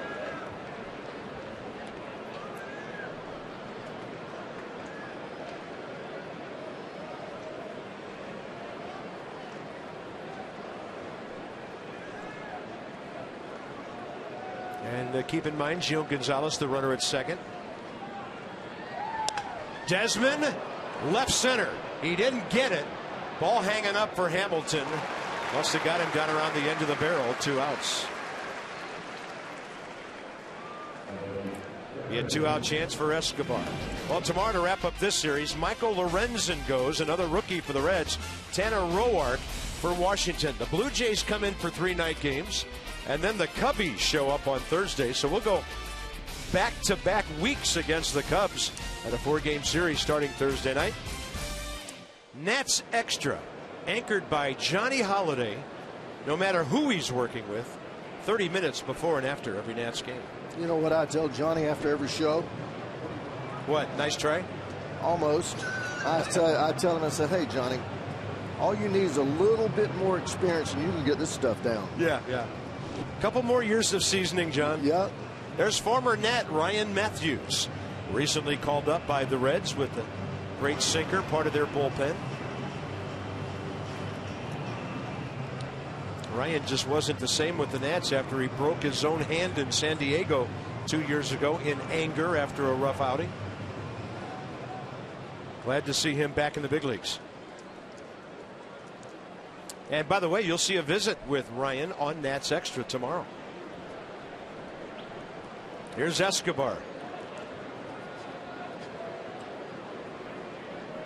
2 for 2, double left field line, base hit up the middle. He's been hacking early. That's on the corner. Escobar having a good series. He is 4 for 7. Gio getting a good lead at second base. Knows that run right there will put the Nats ahead. Comes up really good on the secondary. All from the crack of the bat. I believe he'll score. Outfield, only Hamilton shallow. Everybody else fairly deep. Hamilton, he's made up his mind. Look, if he hits the ball up the middle on the ground, I'm throwing him out because he's playing as shallow. I mean, that's going to be a triple if any ball's hit decently. Yeah, he's thinking if he hits it over my head, it's the pitcher's fault. Escobar leans back from a fastball up. The count's 1-2.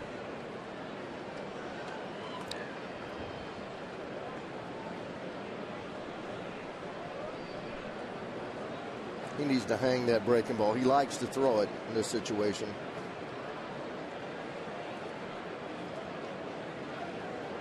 He does throw the breaking ball front door, and Escobar with a big sweeping swing can't get to it. Strikeout number 6. The span RBI ties the game.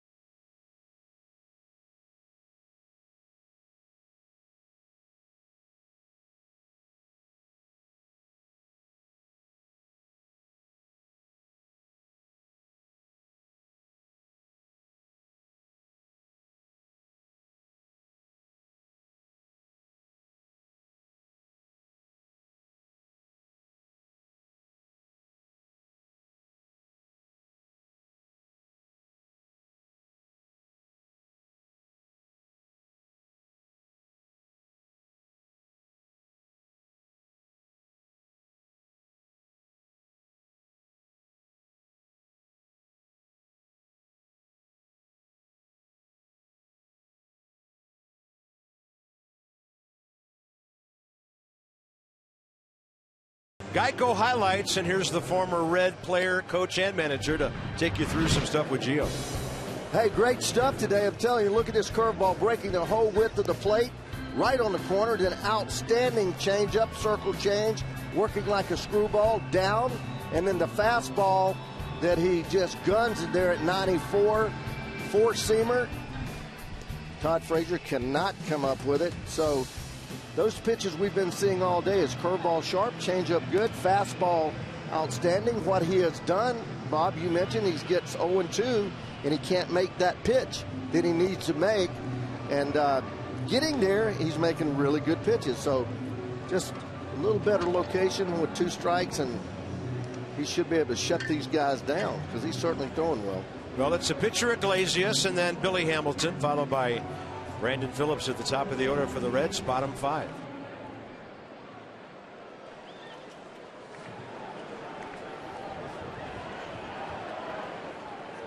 2-6-0, 4 stranded for the Nationals. 2-5-0, 2 left by the Reds. Iglesias first time up, struck out swinging. 0 for 5 is a big league hitter.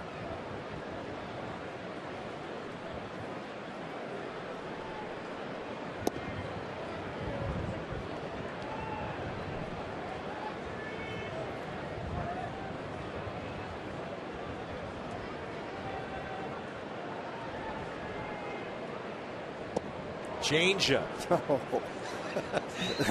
Changeup to the opposing pitcher, spun him around. It caused you to rip some muscles in your back right there. Then he goes fastball to punch him out. And Gio Gonzalez, 5th K of the day. Another strikeout, 5 today, times $37 to the Children's Inn at the National Institutes of Health. That's what the Washington area Toyota dealers do to help children and their families. Toyota, case for kids. Here's that igniter, Billy Hamilton.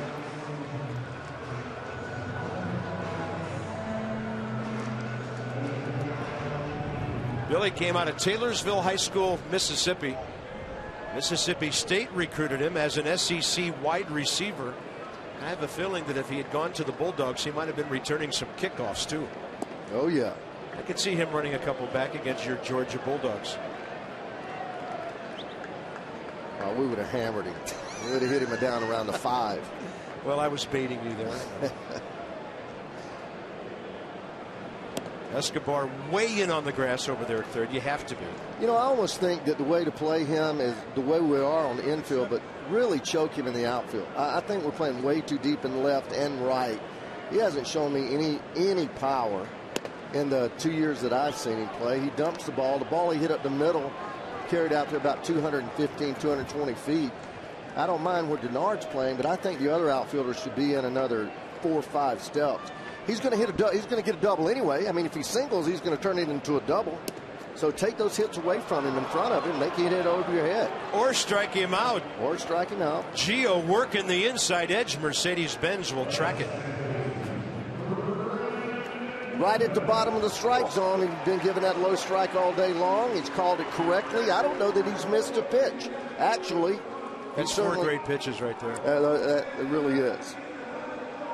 Well, Gio, he got him way behind in the count and didn't tinker that time. Top of the order, Brandon Phillips. He's lined hard to right and bounced out to short.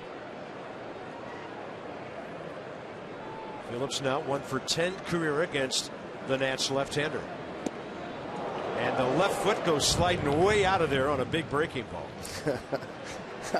I like to watch him play. Hey, this is what's called back-legging it now. This takes it to another level. He wasn't leaving anything there, was he? Wow. He's got a turf toe. He's been out a couple of games. I don't know how you get turf toe on natural grass. Do you? I don't know. I just know it's supposed to be a really painful thing. He's been a great player for a long time here, hasn't he? And he missed 41 games last year. He had torn ligaments in his left thumb on the DL from July 11th until August 17th. Take away last year, he hasn't hit fewer than 18 home runs since '06. And he's been to 30 a couple of times. We told you about the 4 Gold Gloves, the 3 All-Star teams, and a Silver Slugger. Yeah, we used to own this guy. The Expos did, second rounder in '99 to Cleveland in that 6-player deal involving Bartolo Colon, Lee Stevens, and Grady Sizemore. That ball well hit. Taylor right there. Gio, pretty good momentum right now. Zimmerman batting straight ahead.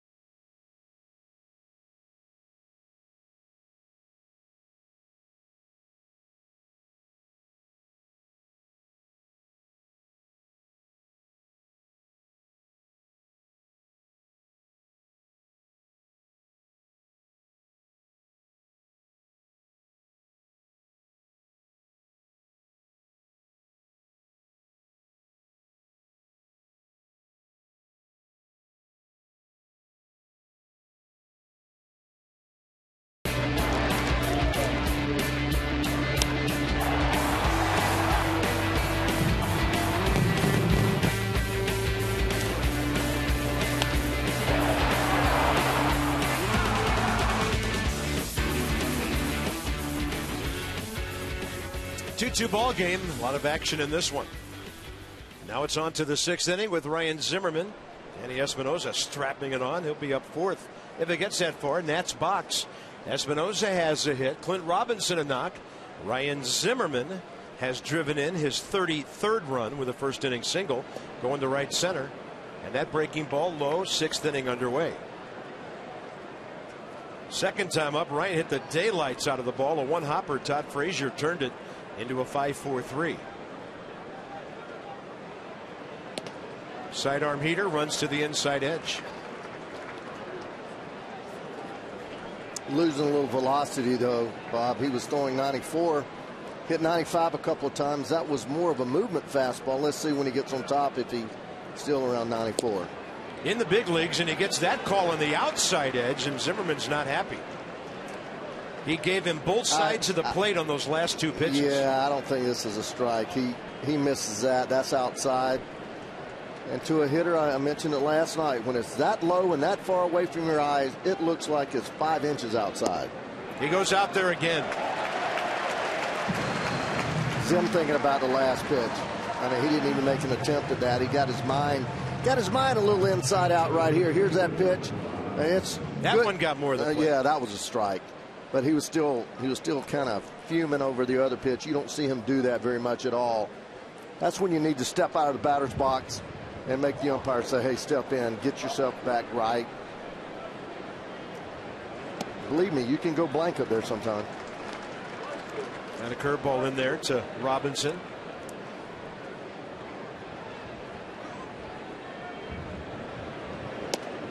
This kid doesn't take much time, does he? He gets it and throws it. He hasn't pitched more than 3 innings since May 13th. It was an 8-inning outing against Cincinnati on his first time back.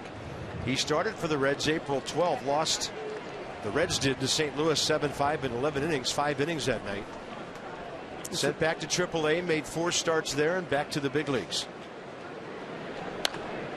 Robinson, how about a good job of taking the ball the other way on a breaking ball that was trying to come back to the outside edge, and Clint Robinson is 2 for 3. Hey, he's a good hitter. You talked about him being in the minor leagues all those years. Some numbers he put up, you just wonder how in the world he stays there. And breaking ball outside part, just barely getting the outside part of the plate, if it even got that. But he committed himself to stay on the ball, drives it right through the left side. Just a sweet piece of hitting. 141 minor league home runs, nearly 600 RBIs. Ray, if there's anybody who should understand that, it's you. Yeah. I mean, how much longer were you in the minor leagues when the Reds moved Pete Rose to third base? Well, I was out in spring training. I was battling for the job in 1975, and I had my thumb hurt. And Sparky said, "Hey, get that thing ready. Go down and get some at bats in the minor leagues, and we're going to have you up here by June." Well, I went down. I was hitting .320. They acquired John Vukovic to play third a little bit. He wasn't doing much. They moved Pete to third, George Foster to left, and I spent the next 3 years in AAA. You got to know Indianapolis very well. I did. 2-0 pitch, way outside. John Vukovic got sent down from the Reds when they moved Pete to third, and I was much younger than him, so I was playing third every day. And he said to me, "Hey, kid, do you have a house here? Do you own a house?" I said, "No, I rent." He said, "You need to buy one. They just moved Pete to third today." 3-1. You did all right once you got your chance. Thank you, buddy. Great place to play baseball.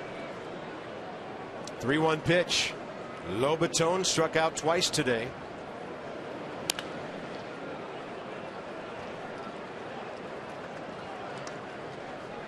Potomac, a great place to play for our prospects on their way up through high A ball. They're home through Tuesday. A lot of giveaway nights, photo nights, jersey nights. Check it all out, PotomacNationals.com. Our 703-590-2311.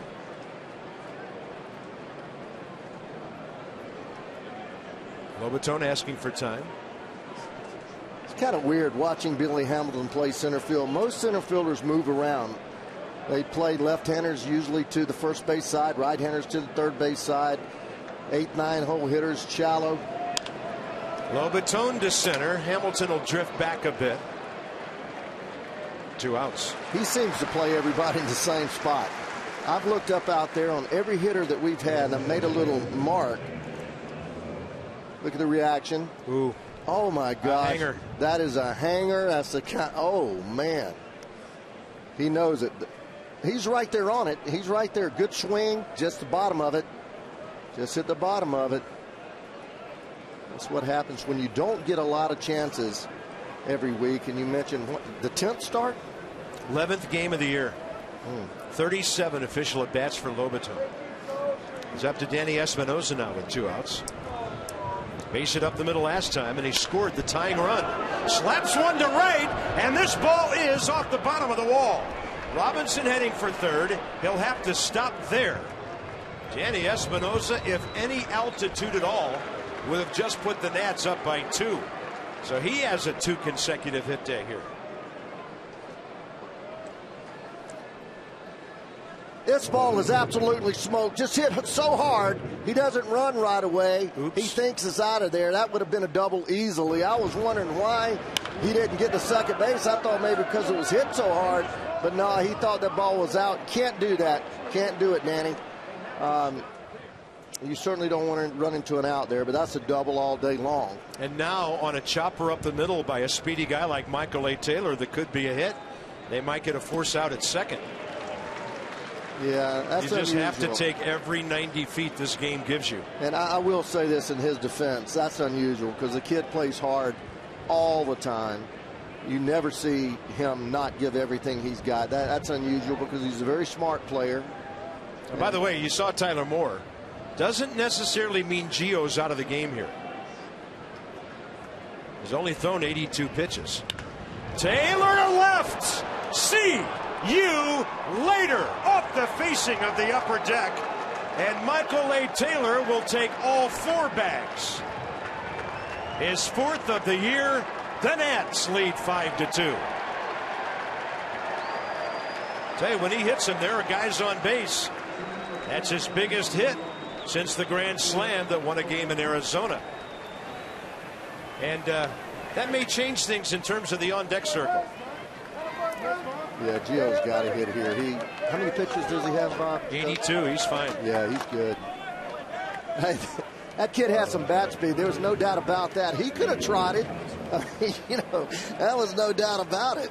He could have tried it. Danny hit the ball just as hard. He didn't elevate it as much, but those are 2 scalded line drives right there. One of them going about 400 and something, 400 plus. Michael Taylor, by the way, has 2 home runs and 7 RBIs on days he replaces Bryce Harper.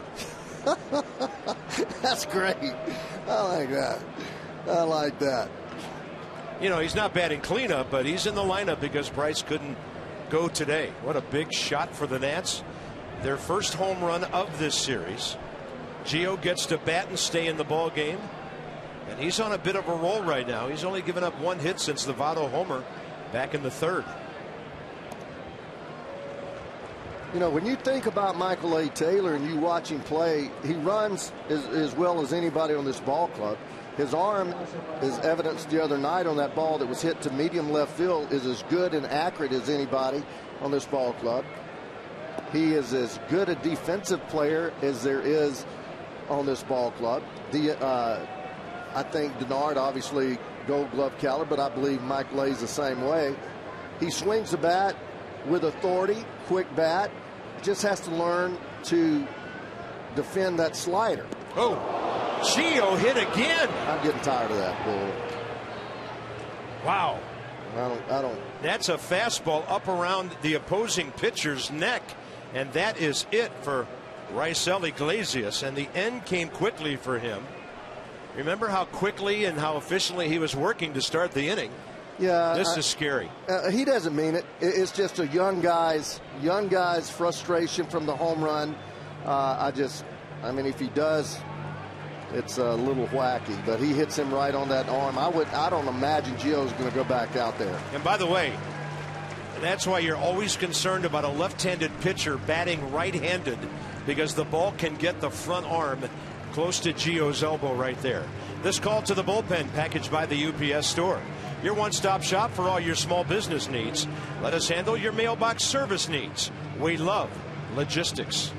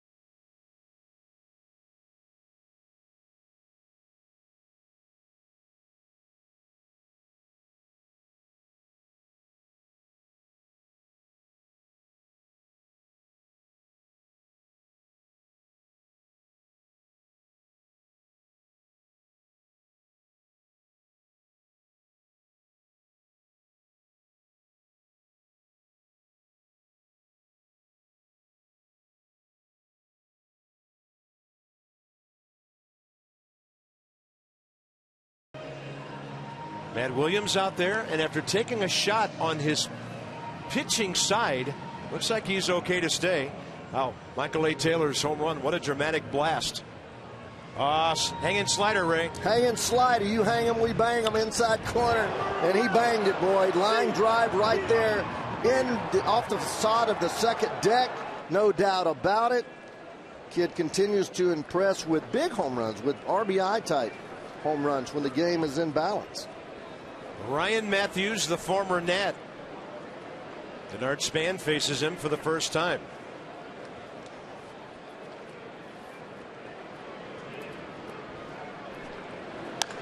He's always had that good sinker, and he gets the ground ball. Span out, 6-4. What a big inning for the Nationals on the road. The offense had been quiet. Robinson, a 1-out hit. Espinosa, a 2-out hit. Michael Taylor, a 2-out blast off the facing of the upper deck. It's a great American ballpark for him right now.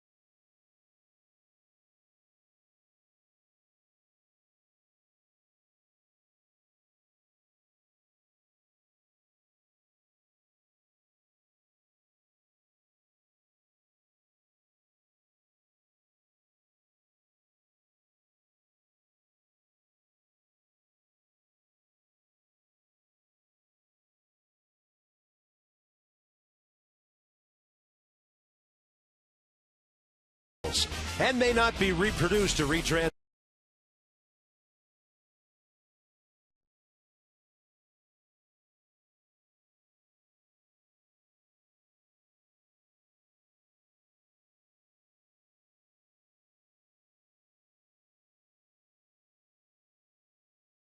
Presented by authority of the Washington Nationals, and may not be reproduced or retransmitted in any form. And the accounts and descriptions of this game may not be disseminated without the expressed written consent of the Washington Nationals. Dramatic turn of events here in Cincinnati. Gio now working with a 3-run lead. Let's go back to the 5th inning. Gio was batting. A run was home. Squaring to bunt. Breaking ball off of his left hip. And then this was a fastball, I believe, that hit him in the back of his bicep and his tricep, actually. If it hit him square, did that hit him just above his? I'm thinking it either got him above that pad or maybe the very top of it. Yeah, it looked like there it was more down, just above the pad. All right, here we go, bottom 6. The matchup of the day on this side of the ball has been Gio and Joey.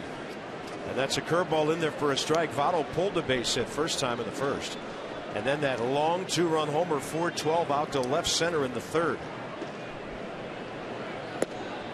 Fastball up, counts even, 1-1. So Votto career now against Gio Gonzalez, 5 for 12. 2 homers, 4 RBIs. Shadows now about halfway from home to the mound. So the ball getting a little dark on its way in there. And it happens just beyond the 6 o'clock mark here at Great American Ballpark in Cincinnati. 5-2 Nats, game 2 of the series. Oh, that's a beauty. And as I mentioned, this ball game decides what kind of road trip it is, really. You win today, a chance for a 4-2 trip. Votto, he can fight off a fastball until he gets one to work with. Well, I think he's looking for the breaking ball there. I just believe he's looking for a breaking ball, and he fights the fastball off. And then he switched off last time to the fastball. I just hook him again. Did he just take a little glance to left field, Joey Votto? Yeah, he did. Kind of hard on 2-2 to pick where you want to put it. Fastball up and in. 3-2. He just doesn't swing at bad balls, does he? You know, and he doesn't even offer. So many people want him to be more aggressive, and I'm like, this guy's one of the best hitters in the National League. He's won an MVP. Well, he is aggressive. He's just selective. In those years that he didn't hit 35 home runs, they were ticked off at him. That was a front door breaking ball that looked like it backed up on Gio, and he's upset. Kind of flexing his arm a little bit. I don't know if it's in anger or discomfort. It looked a little more like anger to me. And for Gio Gonzalez, his second walk today. Yeah, it worries me after a pitcher is hit anywhere on his throwing arm. Well, I think, Ray, as soon as the tying runs in the batter's box, that's it. We'll see how Matt plays it here. But he just keeps shaking it. I mean, if it's bothering him at all, I just go ahead and get him out of there. Jay Bruce next to lefty. Here's Frazier. I mean, he's shaking it for a reason. This may be, for Gio, his biggest sequence of the day.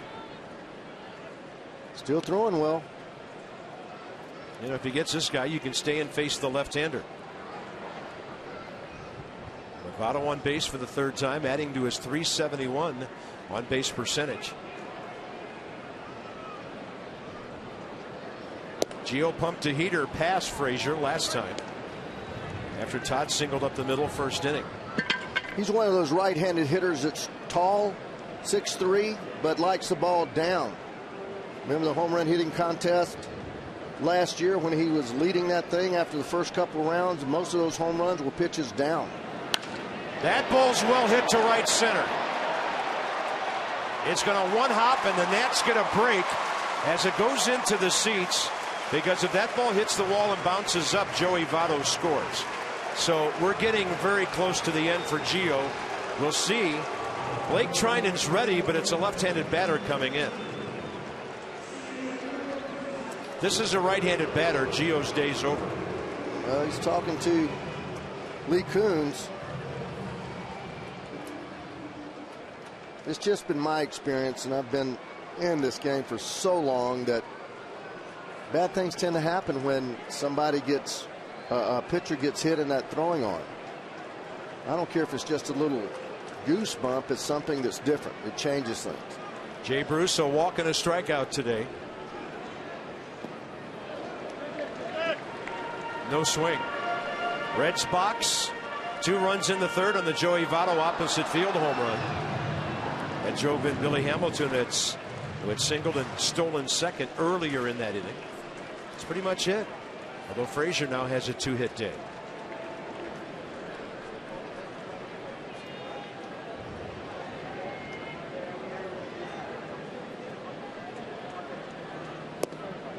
2-0. Switch hitting Brian Pena, the next guy, and then Marlon Byrd.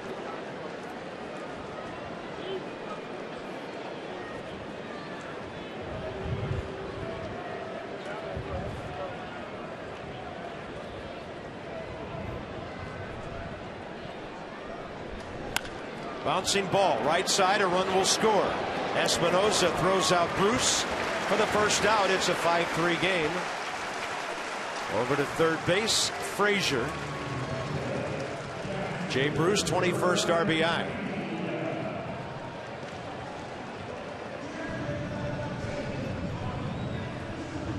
Showing some real trust in his veteran right here.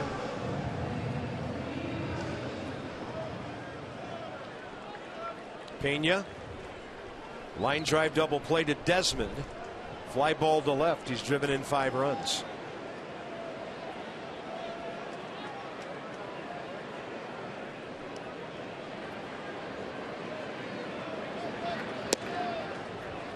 Well, still throwing 92 here.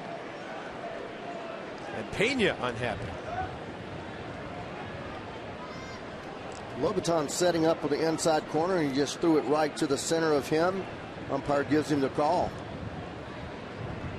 Right back in there. Why not? Gio missed to the other side, but Pena late. And the count 0-2.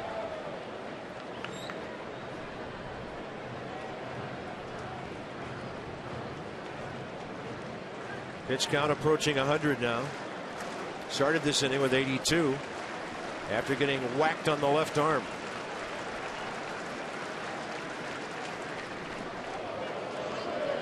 And luckily for the Nats, that ball missed the hitter on an 0-2.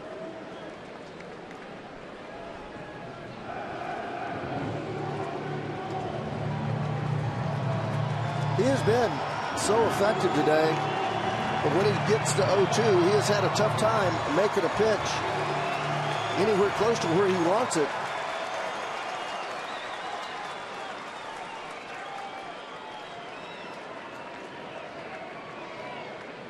Big pitch here with 1 out. And that's to left center. Here comes Taylor. Can't get it. It's a 1-run game.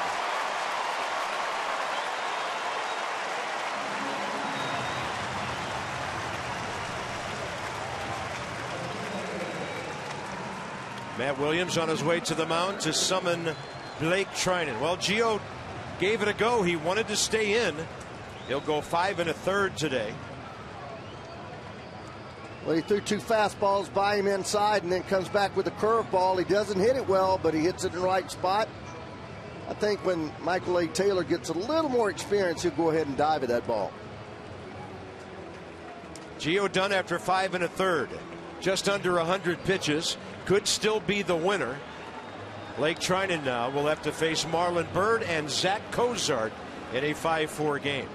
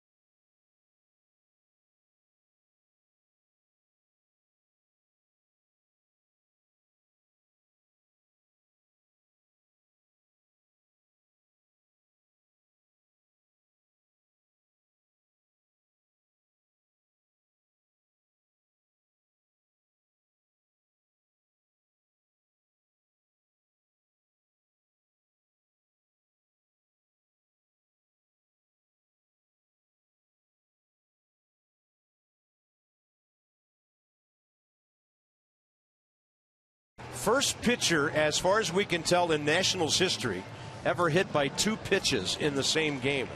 Second one was a heater, might have affected that arm, and the Reds have stormed back with 2 runs here. It's up to Blake Trinan now to quell this rally.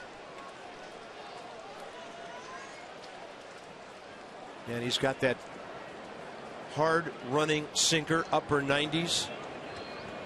He faced Marlon Byrd last night. Ironically, when he came into the game last night, Byrd the man he faced.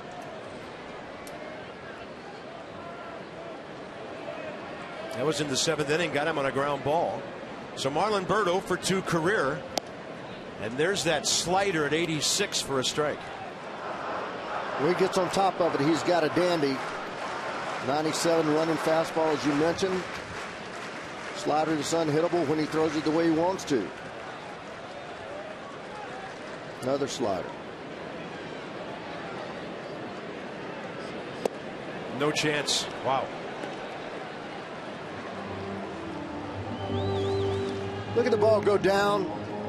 Tremendous rotation, 87 miles an hour. That's a hard, that's more of a curveball, really, the way it goes downward.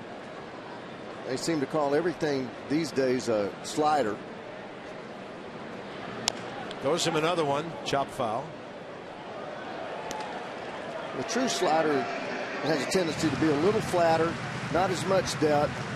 And the slurvish type pitch is more like this than the curveball 12-6 like Strauss throws when he's on.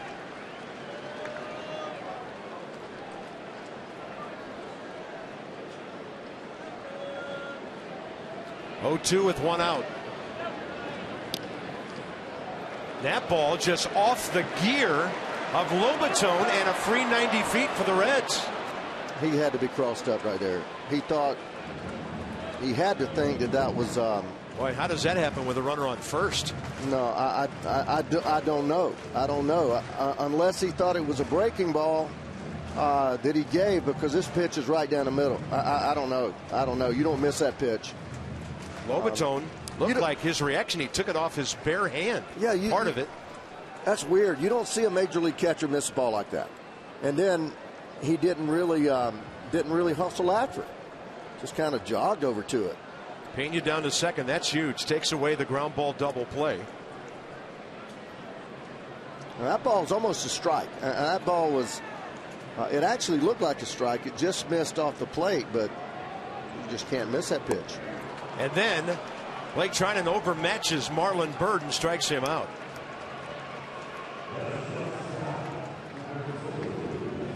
Two-out matchup. Zach Kozar gets on top of it again. Great break, great depth, good location, outside part. We're doing a whole lot of backhanding. You know, catchers nowadays just do not go down on those 2 knees to block the ball the way we always saw them do it over forever. You know, they always go down on those 2 knees, slide, block the ball, keep it in front of them. See how that, we don't even try to block them, we try to catch them.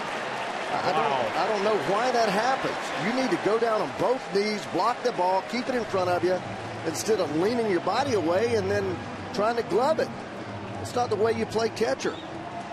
Watch this. He doesn't try to go down on 2 knees and block this ball. He gets out of the way of it.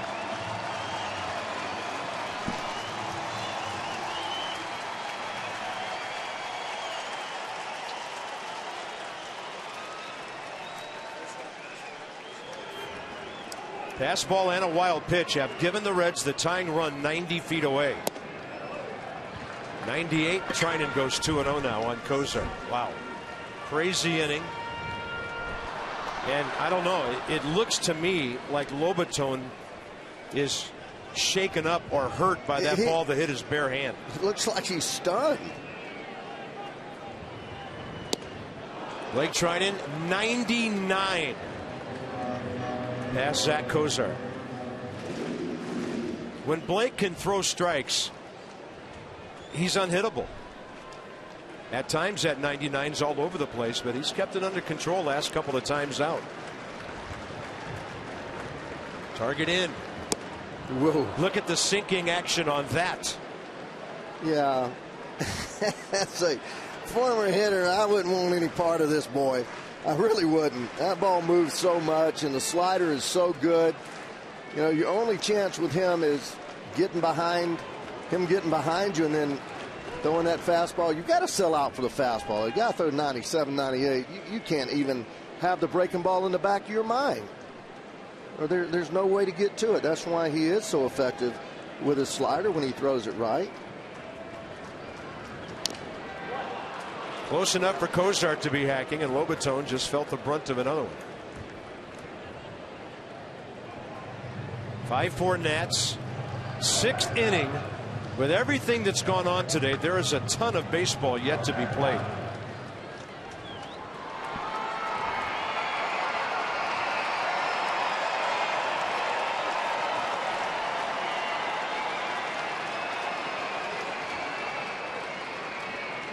Got him with the slider. 89. So Trinan throws the slider hard, and Jose Lobaton is walking very slowly back to the Nats dugout. He got beat up that inning, failed to block a ball. The Nats hold on to the lead, but it's a little dicey here in Cincinnati.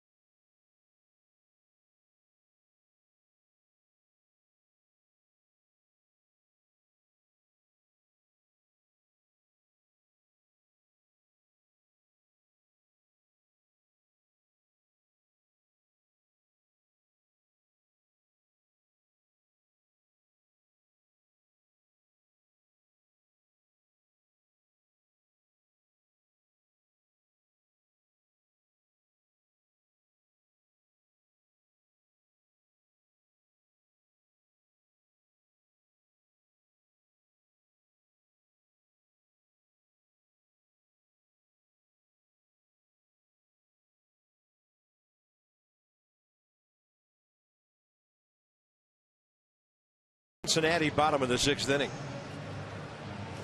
Come out to Nats Park Thursday. First game of the Cubs series. Night game at 7:05. First 25,000 fans receive a Ryan Zimmerman bobblehead from PNC Bank commemorating his walk-off homer on opening night at Nats Park, March 30th, 2008 against Peter Moylan and the Atlanta Braves. Go to Nationals.com and purchase your tickets. The first of 10 Ryan Zimmerman walk-off blasts. Ryan Matthews, one pitch last inning to get Denard Span. Angels had him at the beginning of the year. They designated him for assignment. Then the Reds picked him up. He'll throw the slider on occasion. That's what he throws to his former teammate Ian Desmond. Sinker slider.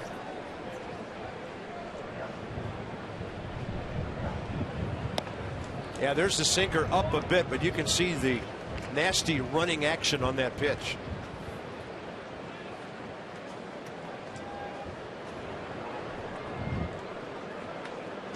One ball, one strike. In on Ian's hands, able to get the bat around on it. The count's 1-2. About 2/3 of the pitcher's mound in the shadows now.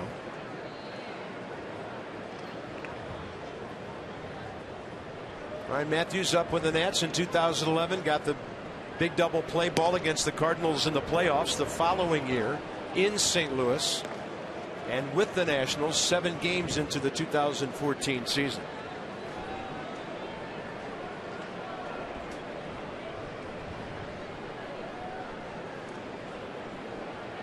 Desmond, left side, Cozart behind it. That man's been flawless at short. Joey Votto stays on the bag. Zach Cozart trying to play his 17th straight game without making an error. Next two, Escobar and Zimmerman.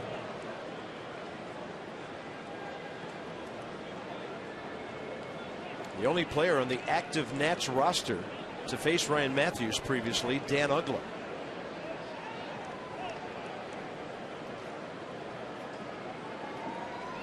Yunel, a good day. A double, a run in the first, a single in the fourth. 2 for 3. And in the series, 4 for 8.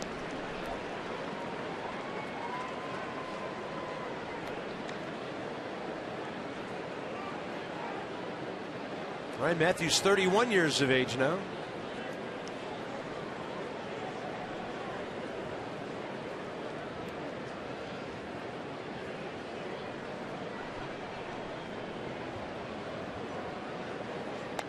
There's the breaking ball, and Escobar was ripping, trying to take it to right center, it appeared. Yeah, he hung that ball a little bit inside. Pretty good swing at it. Now his tendency is to run a fastball in off the plate and then go back to the slider. See if he wastes a pitch inside or goes right to the slider. Right to the slide piece. And Escobar appeared to call it ball one himself. He does. He's funny. If you watch him closely, he is so animated.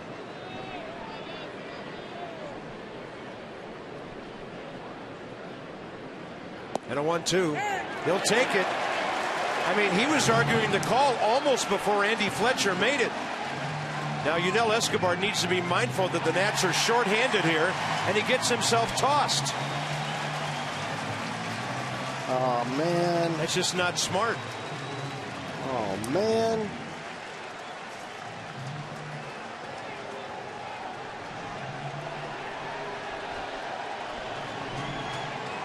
When you've got guys hurt, you got to stay in the game. Yeah, and, you know, I don't get it. I mean, you're supposed to be able to at least state your feelings and have your say. You know, they always talk about not arguing balls and strikes. That's generally from the dugout. But I don't know. I don't know why they just got to be so quick on throwing people out of the ball game. I don't even know that he swung there. I don't. Looking at that, didn't even look like he started it. That's it. He said, that's it. Go. He said go twice. He said, that's it. Go, go. But that's not long enough. You got to be able to sit there and say something.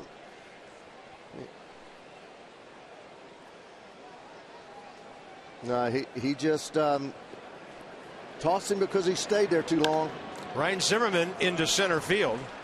And that's his second hit today. First pitch attacking. And you're right, Bob. You've got to be aware of your playing situation, how many players you have available. You know that you've got guys down everywhere.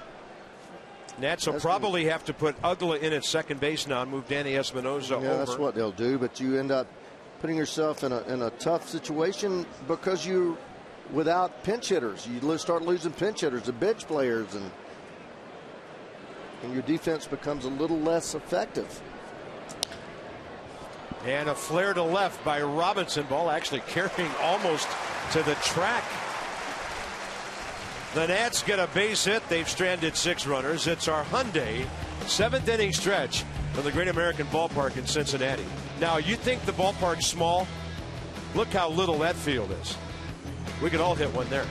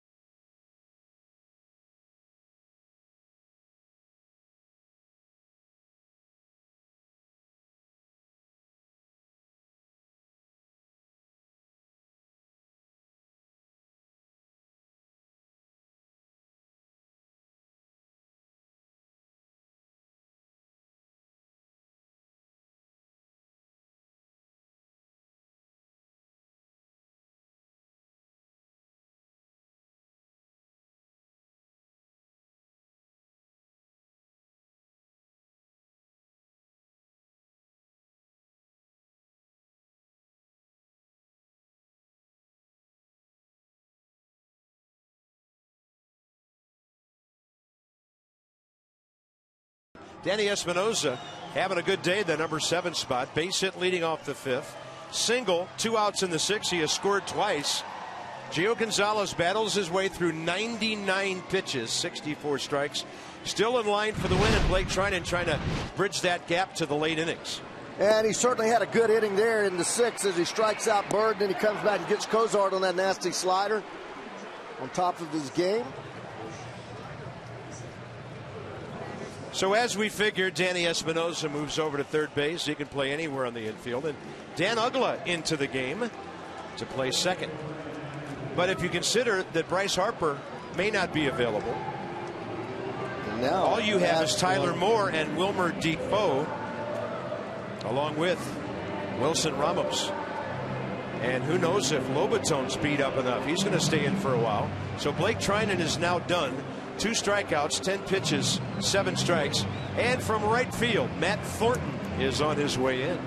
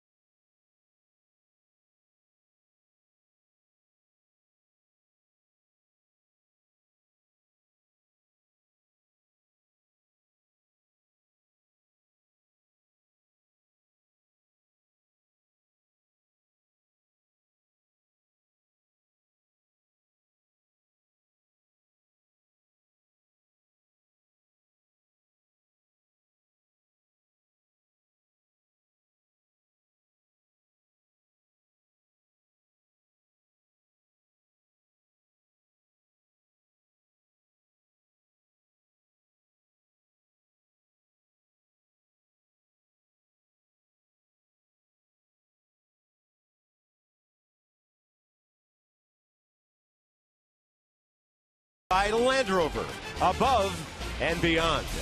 And by Ocean City, Maryland. Put your vacation days to good use in Ocean City, Maryland. Book now at OCOcean.com.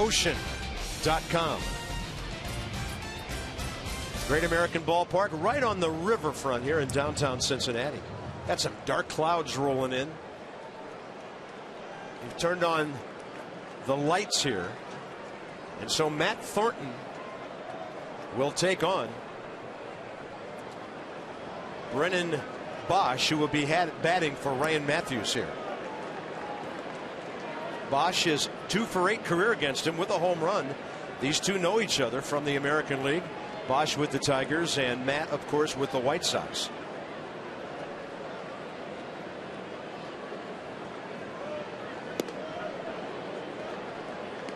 And a big helicopter swing for a strike. Matt Thornton, the big fastball, 95, sometimes 96. The curveball, occasional changeup, outstanding curveball. Bosch, 30-year-old, listed as an outfielder by the Reds. He's a .256 career hitter in parts of 5 years with the Tigers, the Yankees, and the Angels. Matt Thornton, been a busy man lately. This is his 20th appearance. Swing and a miss on 94. And I don't know. Jose Lobaton just bounced to throw to Danny Espinosa going around the horn.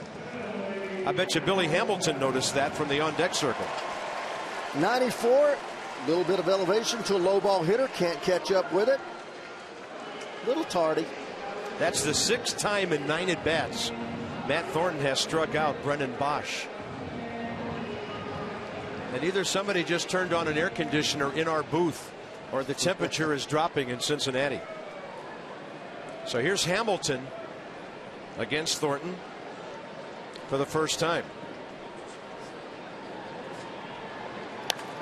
First pitch swinging and a pop-up. Ryan Zimmerman on the call. 2 quick outs.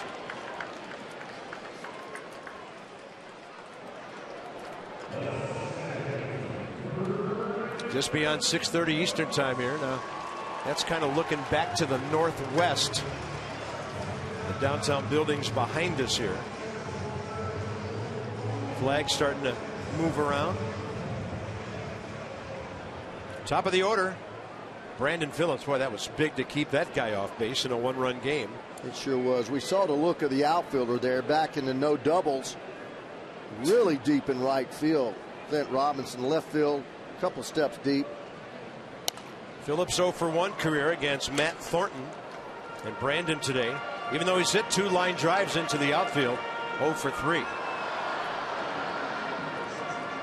A lot of managers here will have the corners guarding the lines on both sides. Matt Williams has not done that through the course of his career. He does play his outfield deep with 2 outs in the 7th inning, but not his corner infielders.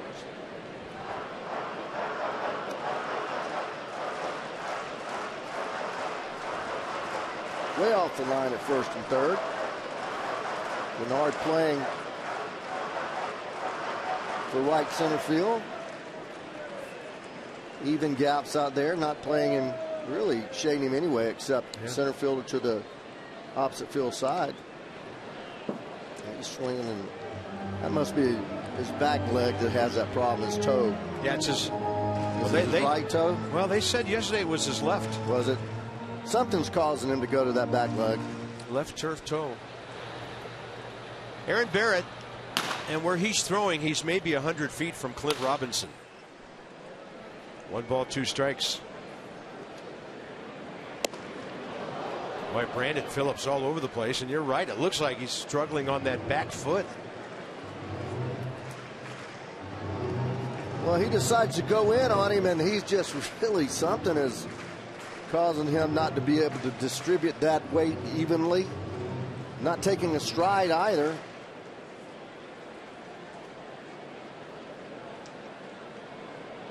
Two balls and 2 strikes with the bases empty. Going inside with it. High fly ball, left field. Michael A. Taylor is under it. Matt Thornton replaces Blake Trinan and gets the Reds a quick 1-2-3. This one heading for the 8th.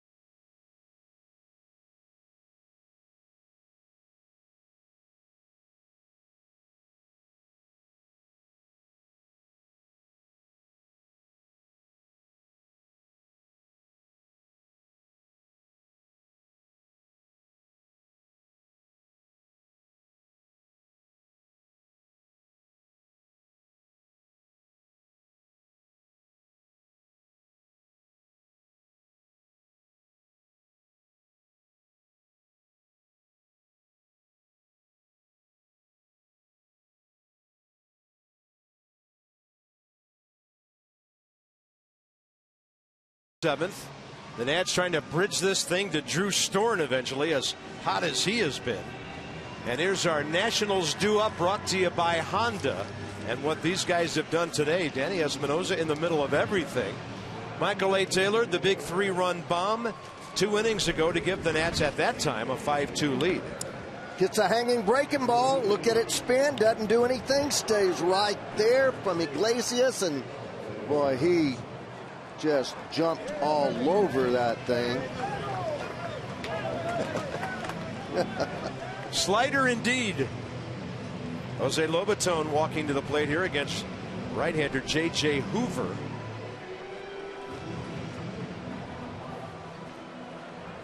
Well, Michael A., just when you think he's really struggling, boom, he comes up and does something big. So Hoover got one batter last night. He struck out Ian Desmond, ending the 8th inning. He has a curveball slider, but he's got a 95-mile-an-hour fastball. There's a curveball.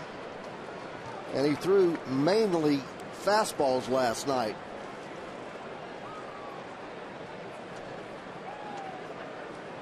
Lobaton facing him for the first time, and another frisbee comes dropping in. Yeah, that's going to make the 95 look like 105.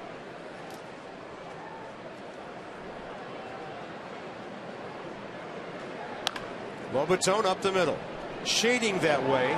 Zach Kozar. One out, top of the 8th. And looking at the Nationals lineup that was up on the scoreboard, it does appear Dan Uggla is batting 3rd. Casey Janssen for the 8th. He'll have his hands full with Votto, Frazier, and Bruce.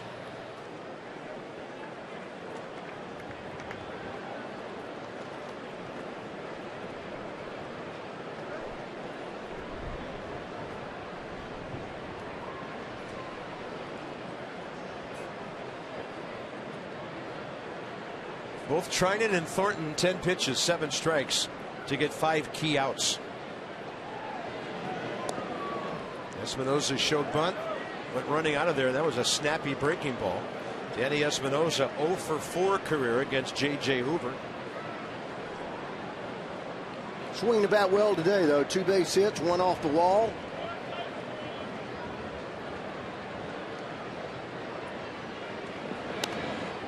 And that one got in on him upstairs. They're having a wild one in New York. Marlins blew a big lead. It was 5-5. Now they lead the Mets 7-5 in the 7th inning. The Nats a game and a half up on the Mets.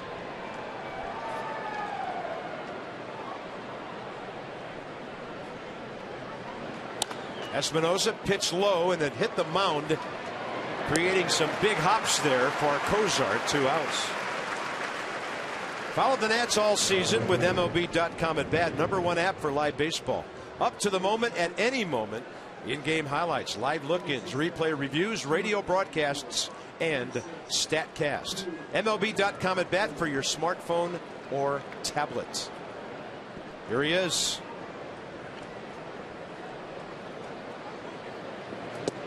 And he shows bunt after hitting a home run. I like it. Hey, trying to get it down to the #9 spot where Tyler Moore is on deck. Tyler has been on deck once today.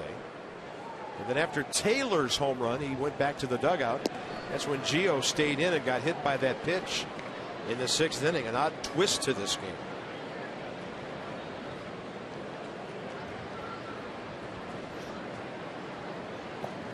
There's that big slow curveball from Hoover.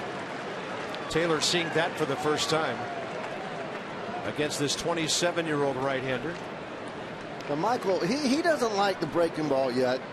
That's a very typical thing for a young hitter. You hit bad breaking balls, which he did. Stay on the fastball.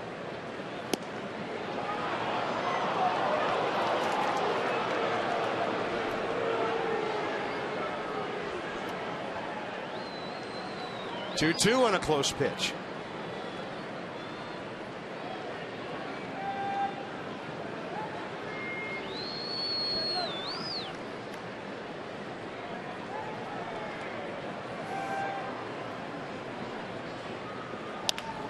And he pulled that breaking ball to the left side. It got by Frazier. Kozart on a close play. Boy, that guy's a good shortstop.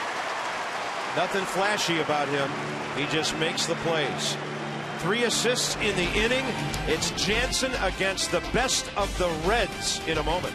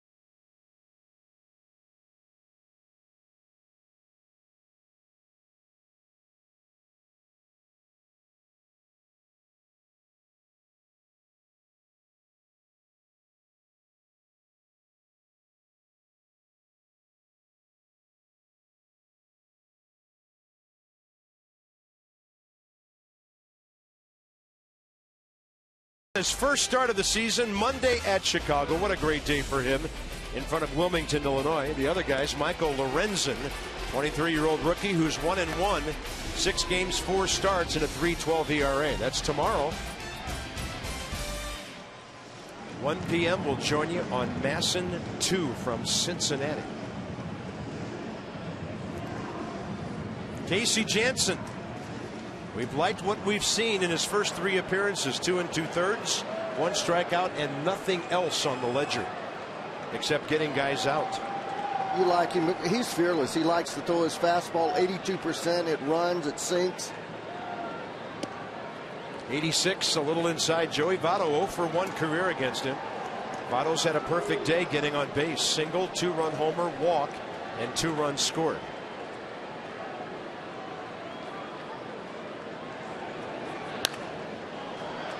Joey Votto is looking very dangerous at the plate right now.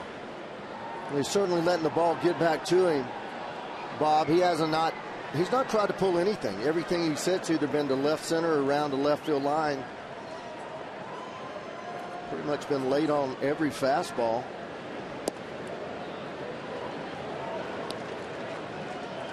Jansen looks like he's moving in that true 8th inning role as he comes in here left, right, left.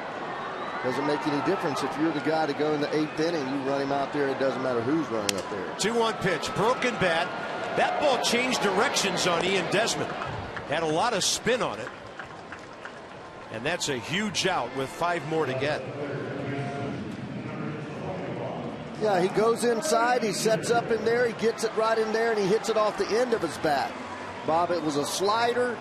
He did not recognize it and got it right off the end of his bat. I thought he got jammed too. It looked like he got jammed to me. Well, Ian Desmond saw some spinning action. That's why on that. That thing comes out there like a cue ball. Next up is Todd Frazier, who's 0 for 1 career against Casey Janssen. He's had a good day with a single and a double. And the breaking ball at 73, dropping right in. Fastball 89 to 90, slider 86, curveball 73. And the fastball 88, missing low. Yeah, he's not going to wow you with his speed. He just gets you out with his guile. So Aroldis Chapman, it appears, ready for the 9th inning, whether the Reds are tied ahead or behind. We'll see how they play it.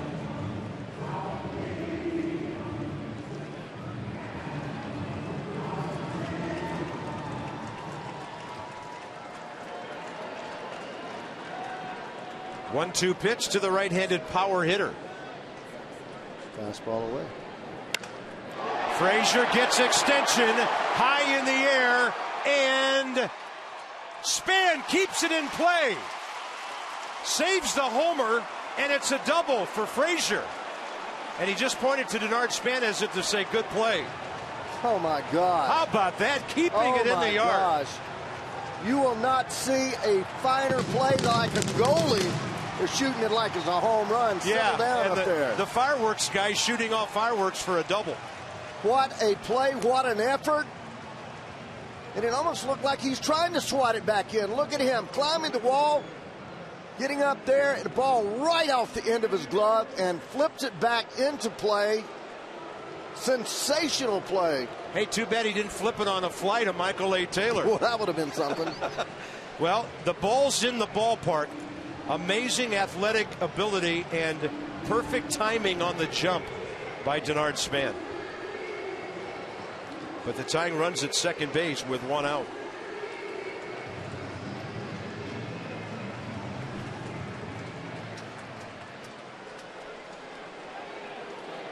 Quite a swat. Here's Jansen against Jay Bruce for the first time.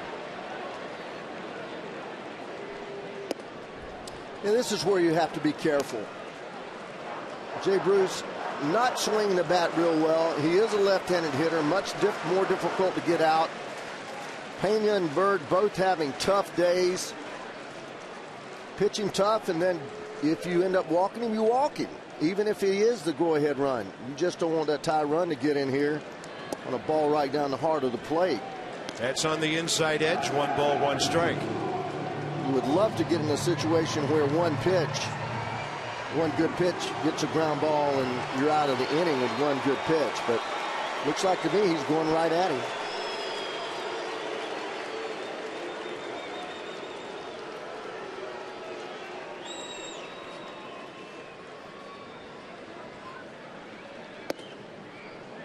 '86 up and in. Lobatone for a visit. Worth another look what Denard Span just did. Well, you look at what he did getting the ball back, but just how far he went to get to this ball. Look how far he runs. He runs a half of a football field, times himself, gets it right at the apex of his jump, flips it back in, almost caught that ball. Had it not hit right at the end of his glove, he would have, but the presence of mind, Bob, to flip that ball back this way, unbelievable play.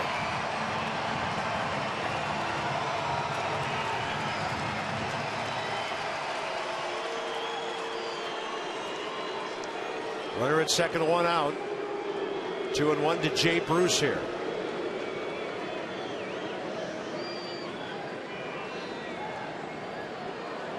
Desmond in the neighborhood, but no need to throw there.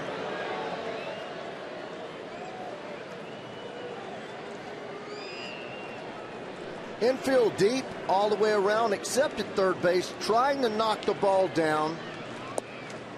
As an infielder, you have one thing here. The runner at second base, that is the value run. So you knock the ball down any way you can to keep it on the infield. Get an out if possible, but Desi backs up all the way to the grass. This may be as deep as I've seen Ryan Zimmerman play all year long. 3 balls, 1 strike. Don't be silly here. Everything's in Jay Bruce's favor. Just throw him some kind of pitch, probably off the plate away. And if you walk him, you walk him. Start it all over again. Well, there's a guy with no home runs on deck. And he can't run. He hits a lot of ground balls. 3-1 pitch. Frazier takes ball 4. Or rather, Bruce takes ball 4 with Frazier on second. Now the lead runs on for Cincinnati. Well, that doesn't hurt anybody. Now puts the double play in order. Yeah, it does. Pretty good pitch he took right there, too, though. Brian Pena. And here's where the plot thickens a little bit.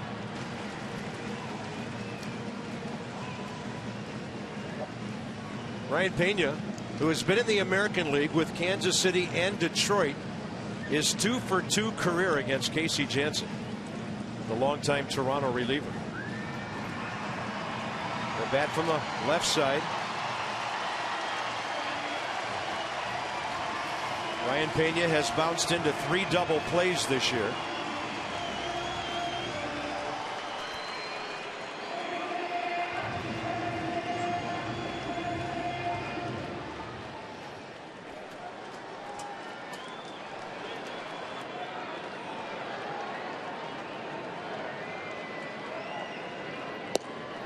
What a changeup. And the hitter almost corkscrewed himself into the ground right there.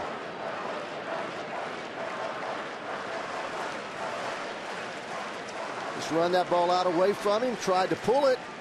Keep it out there and let him pull it. Hey, Bob, when you get 5 runs with your best player out, best 2 players out, you got to win this ball game. Foul tip. That was 86 down and in. Well, he's gone out, he's gone in. Now he's 0-2. He has 3 pitches now to make his pitch.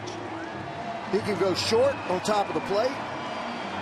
He can go up in the strike zone if he's looking for a strikeout, but he's got to go up just above the letters.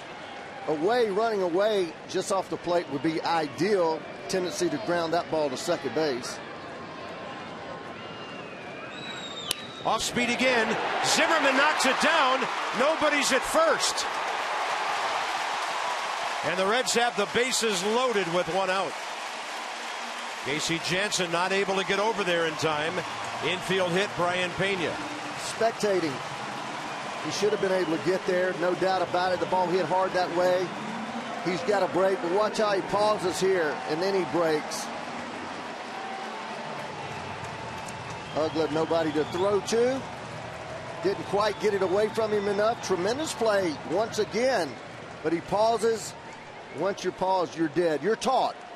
And we call it PFP, pitchers fielding practice. You do it every day in spring training. You work on it even during the season sometimes. Anytime the ball is hit to the right side, you immediately break to first, because the first baseman, he won't be there when a ball hit to his right. Here's Marlon Byrd. Bases loaded, one out. Front door breaking ball, and that thing's a little further inside. He would have let it hit him. Marlon Byrd is 2 for 5 career against Casey Janssen.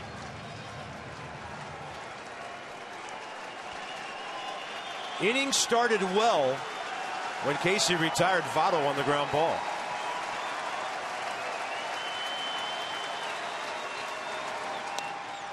Line drive caught by Ugla. 2 outs. And a good job by the Reds this time of all runners staying home.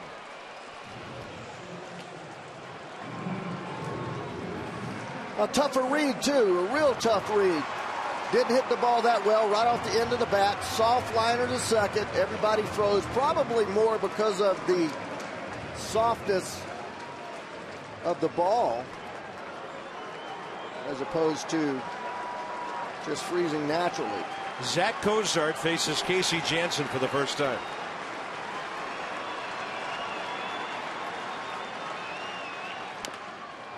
Foul ball that hit him. Casey throws to first on a foul ball just in case. Everybody missed it. Yeah. Todd Frazier's at third. He doubled with 1 out on the amazing span play. Jay Bruce then walked. Brian Pena to first on the infield hit. They all stayed home in that lone line drive to Dan Ugla.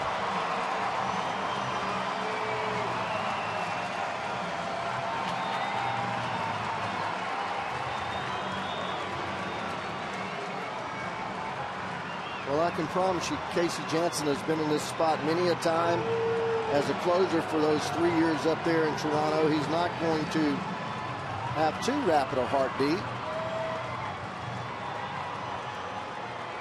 And as you saw that graphic, both teams have been pretty solid with runners in scoring position today.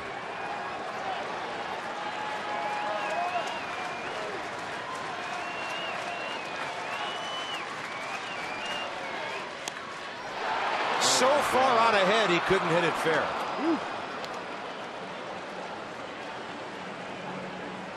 Well, he got a good pitch to hit. That was kind of a flipped in there breaking ball, curveball. Didn't do a whole lot. Somewhere Livan Hernandez is smiling right now. So it's 0-2. One shake. Time.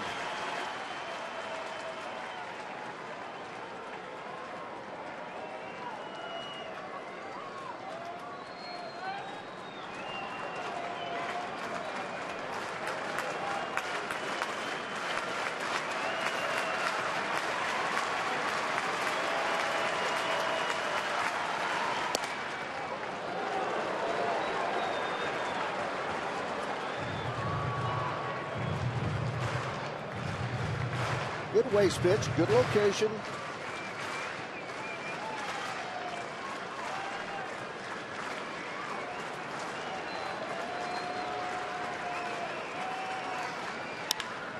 In the air to center. Denard Span going back and back and back. And it's off the base of the wall. Third runner coming home, and now the hold. Brian Pena at third. And the Reds have taken the lead.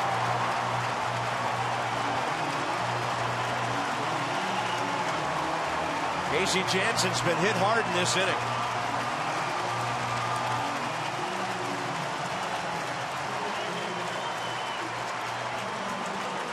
Pretty much right down the middle of the plate.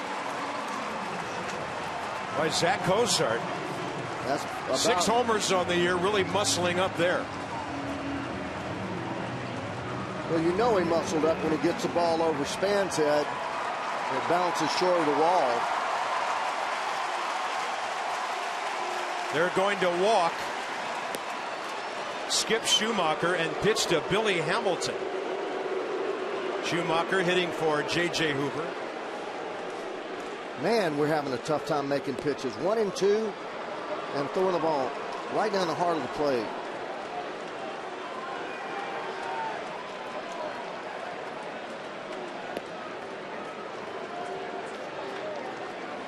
Well, obviously, this big time brings Aroldis Chapman into the mix for the ninth inning. Probably Tyler Moore, then Span, then Desmond against him.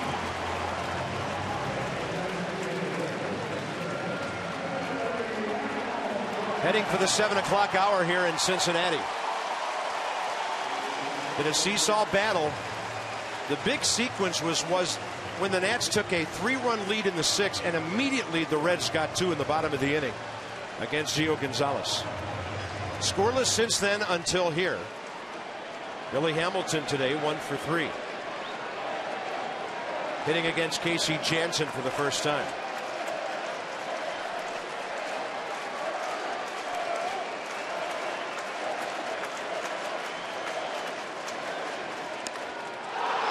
That ball well foul.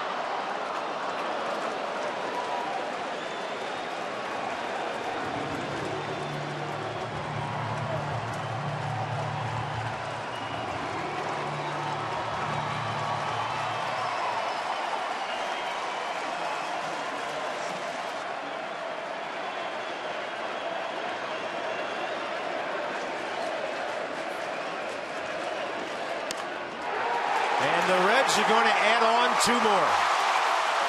Casey Jansen, that ball just breaking and hanging around home plate, and Billy Hamilton makes it hurt.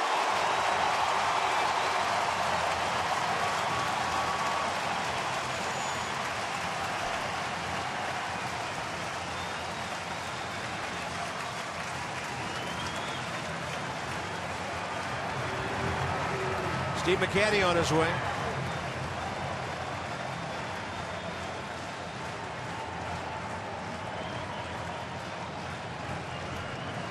Just a case of fat pitch after fat pitch after fat pitch. Center cut, whether it's the fastball or the breaking ball, and they just jumped all over him.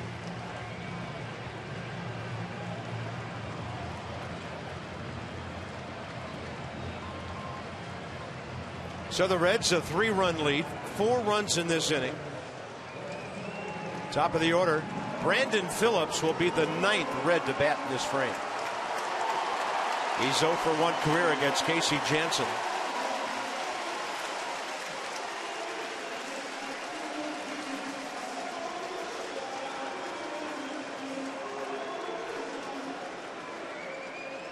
No reason for Hamilton not to run. Oh, yeah. I'm just wondering if Jose Lobaton can throw. I don't think he'll even attempt to throw. We can't afford for that run to third to come in here and let him have it, but Brandon Phillips swings.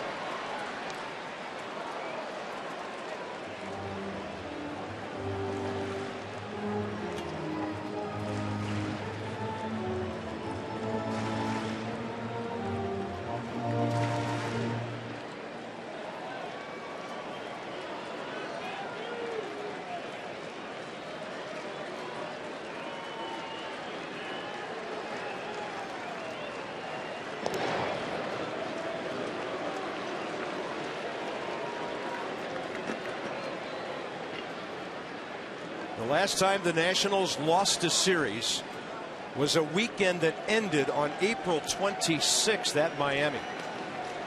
And they're going to have an amazing 9th inning against Chapman to keep it from happening here.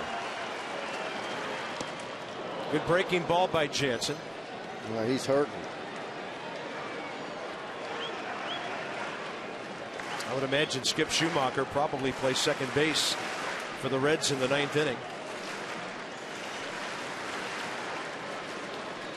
Bryce got him over there, laying in the weeds, get a couple of guys on. He had a base hit against Chapman last night.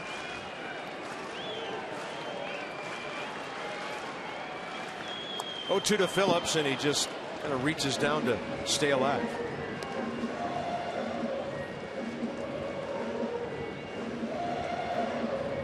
Well, Trinan got the Nats through the 6th, Thornton through the 7th, and for Casey Janssen, his roughest outing easily as a Nat here in the 8th.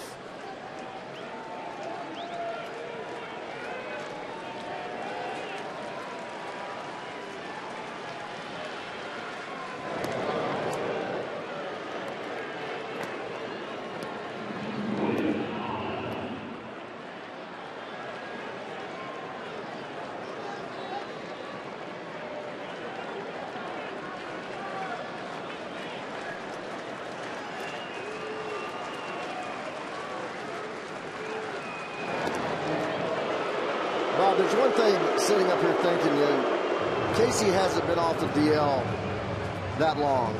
He's had some really good outings for us, and kind of expect this to happen at some point, working his way back. He certainly has not had the kind of breaking ball that he's had. His fastball is always going to be 88, 89, 90. It's all about locating that, and he just hadn't been able to do that today. So, not making excuses, but this is something you can expect. You see it time and time again when a guy has been out as long as he was and then comes back, and that's why I thought they would do what they did. Put him in there to the 6th, 7th inning and let him work his way back.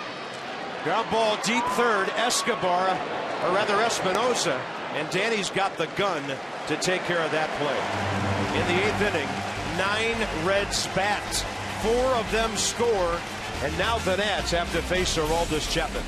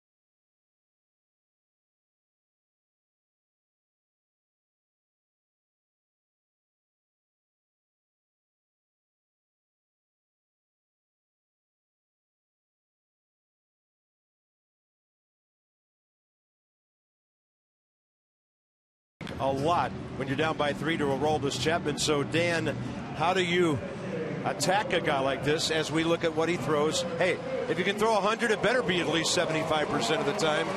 The breaking ball, the changeup mixed in. So, Dan Coco, how do you deal with an arm like this? I asked a couple nationals that today, Bob. I asked Denard Span. He said you got to shorten up your swing, not try and match his power. You eliminate extra movement from your swing. You just try and get the bat head to the ball. Ryan Zimmerman said you have to look fastball, but if Chapman's throwing his other pitches for strikes, you really don't have much chance. I asked Zim, is 101 that much different than 95 when you're standing in the box? He smiled, nodded his head, and said, it's pretty fast. All right. First assignment is for Tyler Moore, who's 0 for 3 career against him.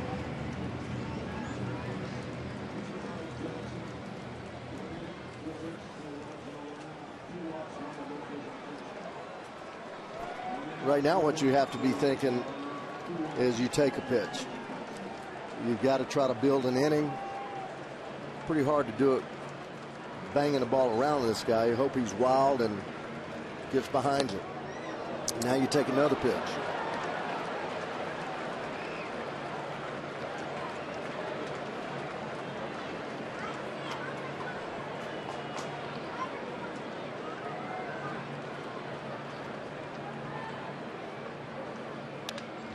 Tyler Moore ripping.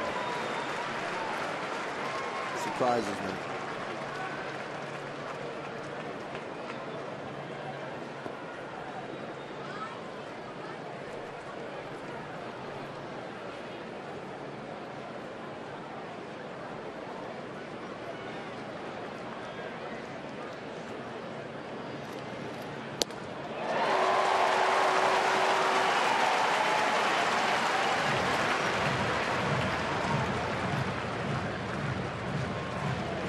That was a hanging breaking ball, but he hung it too high.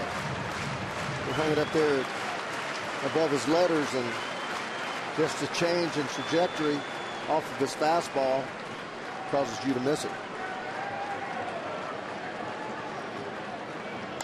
Tyler Moore to left. Got it down around the end of the bat. Marlon Byrd runs it down. Next up, Denard Span, then Ian Desmond. That's trying to get the inning to Ugla and Zimmerman.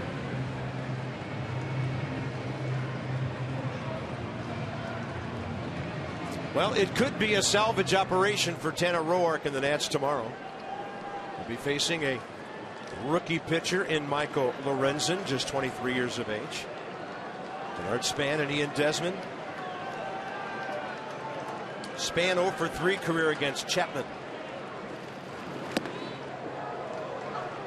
Took a little bit off, 99.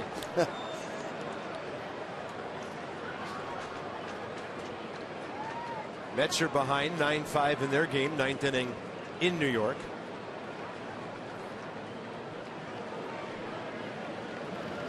That's low and away. Well, it's unfortunate that after Denard made that play, keeping the ball in the ballpark and the game still in the hands of the Nats, that the rest of the inning couldn't have gone better. I mean, 5 of the next 6 batters reached. Walks as good as a hit. It's 3-0. Yeah, he can get wild. That's why I thought that Tyler would take all the way up until at least a strike. That's just kind of the old baseball philosophy when you're down 3 runs.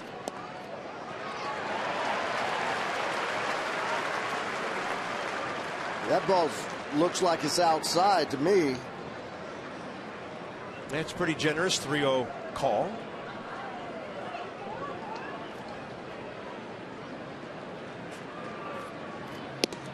Denard lays off, but it's up in the zone.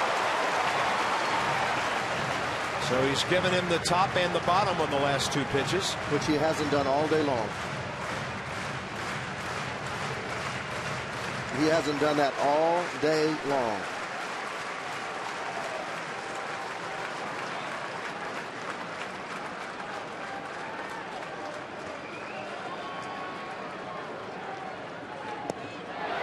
And Denard Span will take the walk.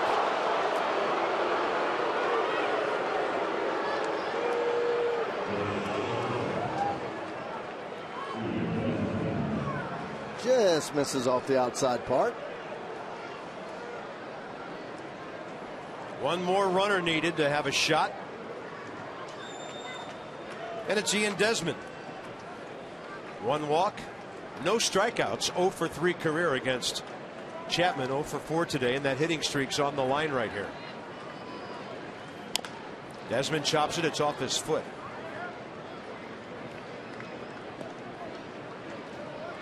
We don't know if Bryce is available or not.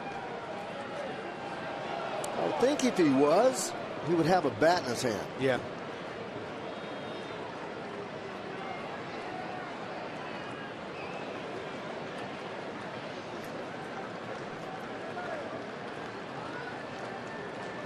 Votto way off the line at first. Outfielders center and right shaded the other way. Span will go ahead and take second base so they can't turn an inning-ending, game-ending double play.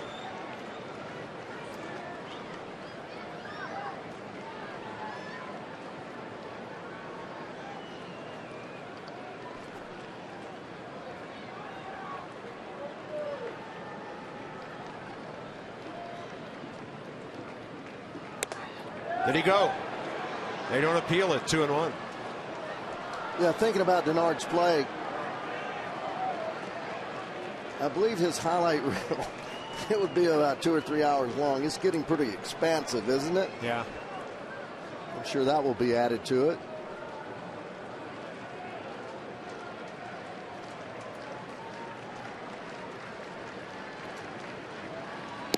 Chapman bolts one right in there at 100.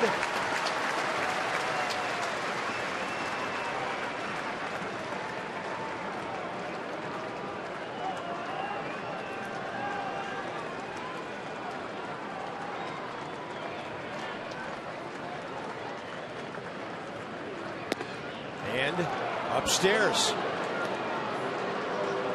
102.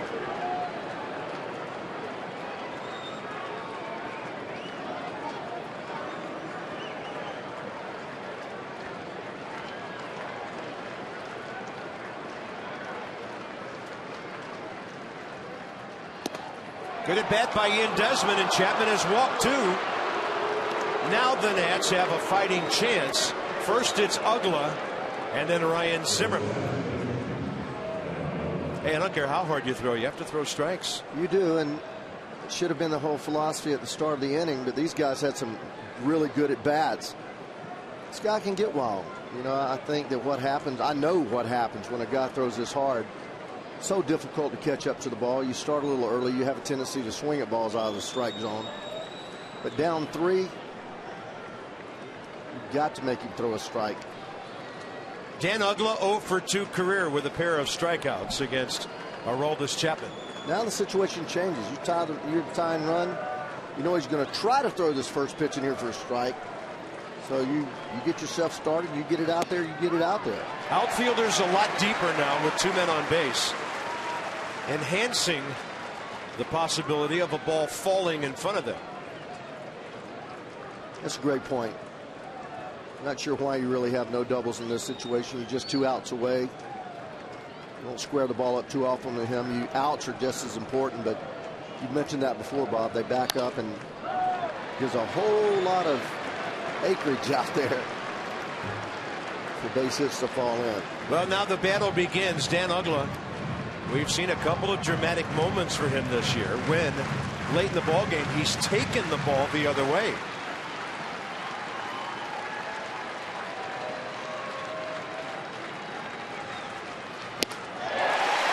Late for 102. 2 down. 102. Oh, that's some serious juice right there, and it's almost impossible. That ball gets above your waist. You know, Bryce turned it around up there the other night, but that ball is by him by about a foot. Chapman struck out Ryan Zimmerman for the second out in the 9th inning last night. Ryan is 1 for 4 career against him. It's about like trying to hit a BB. And Zimmerman had a big-time rip straight back and went. That was a good hack. I've always said it's 2/5 of a second by the time they release the ball till it gets to the plate. This guy's less than that. I guarantee you. You know, you don't have much time. I mean, hardly any time. And to be able to get the bat on the ball is a feat in itself, much less time it. That's his changeup at 91, and it hit right off the end of the barrel. And right now, 36,294 very excited in Cincinnati. Their ball club hasn't put too many wins together this year. Coming into this series, the Reds have lost 10 of 11, and they're trying to win this series from the Nats, who haven't dropped one in over a month.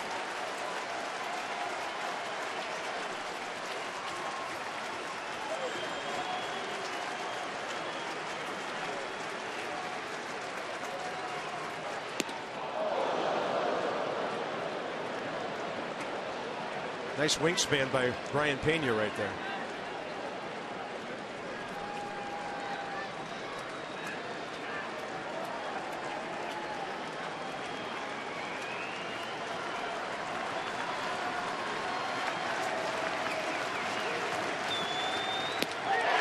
And the Reds have won the series.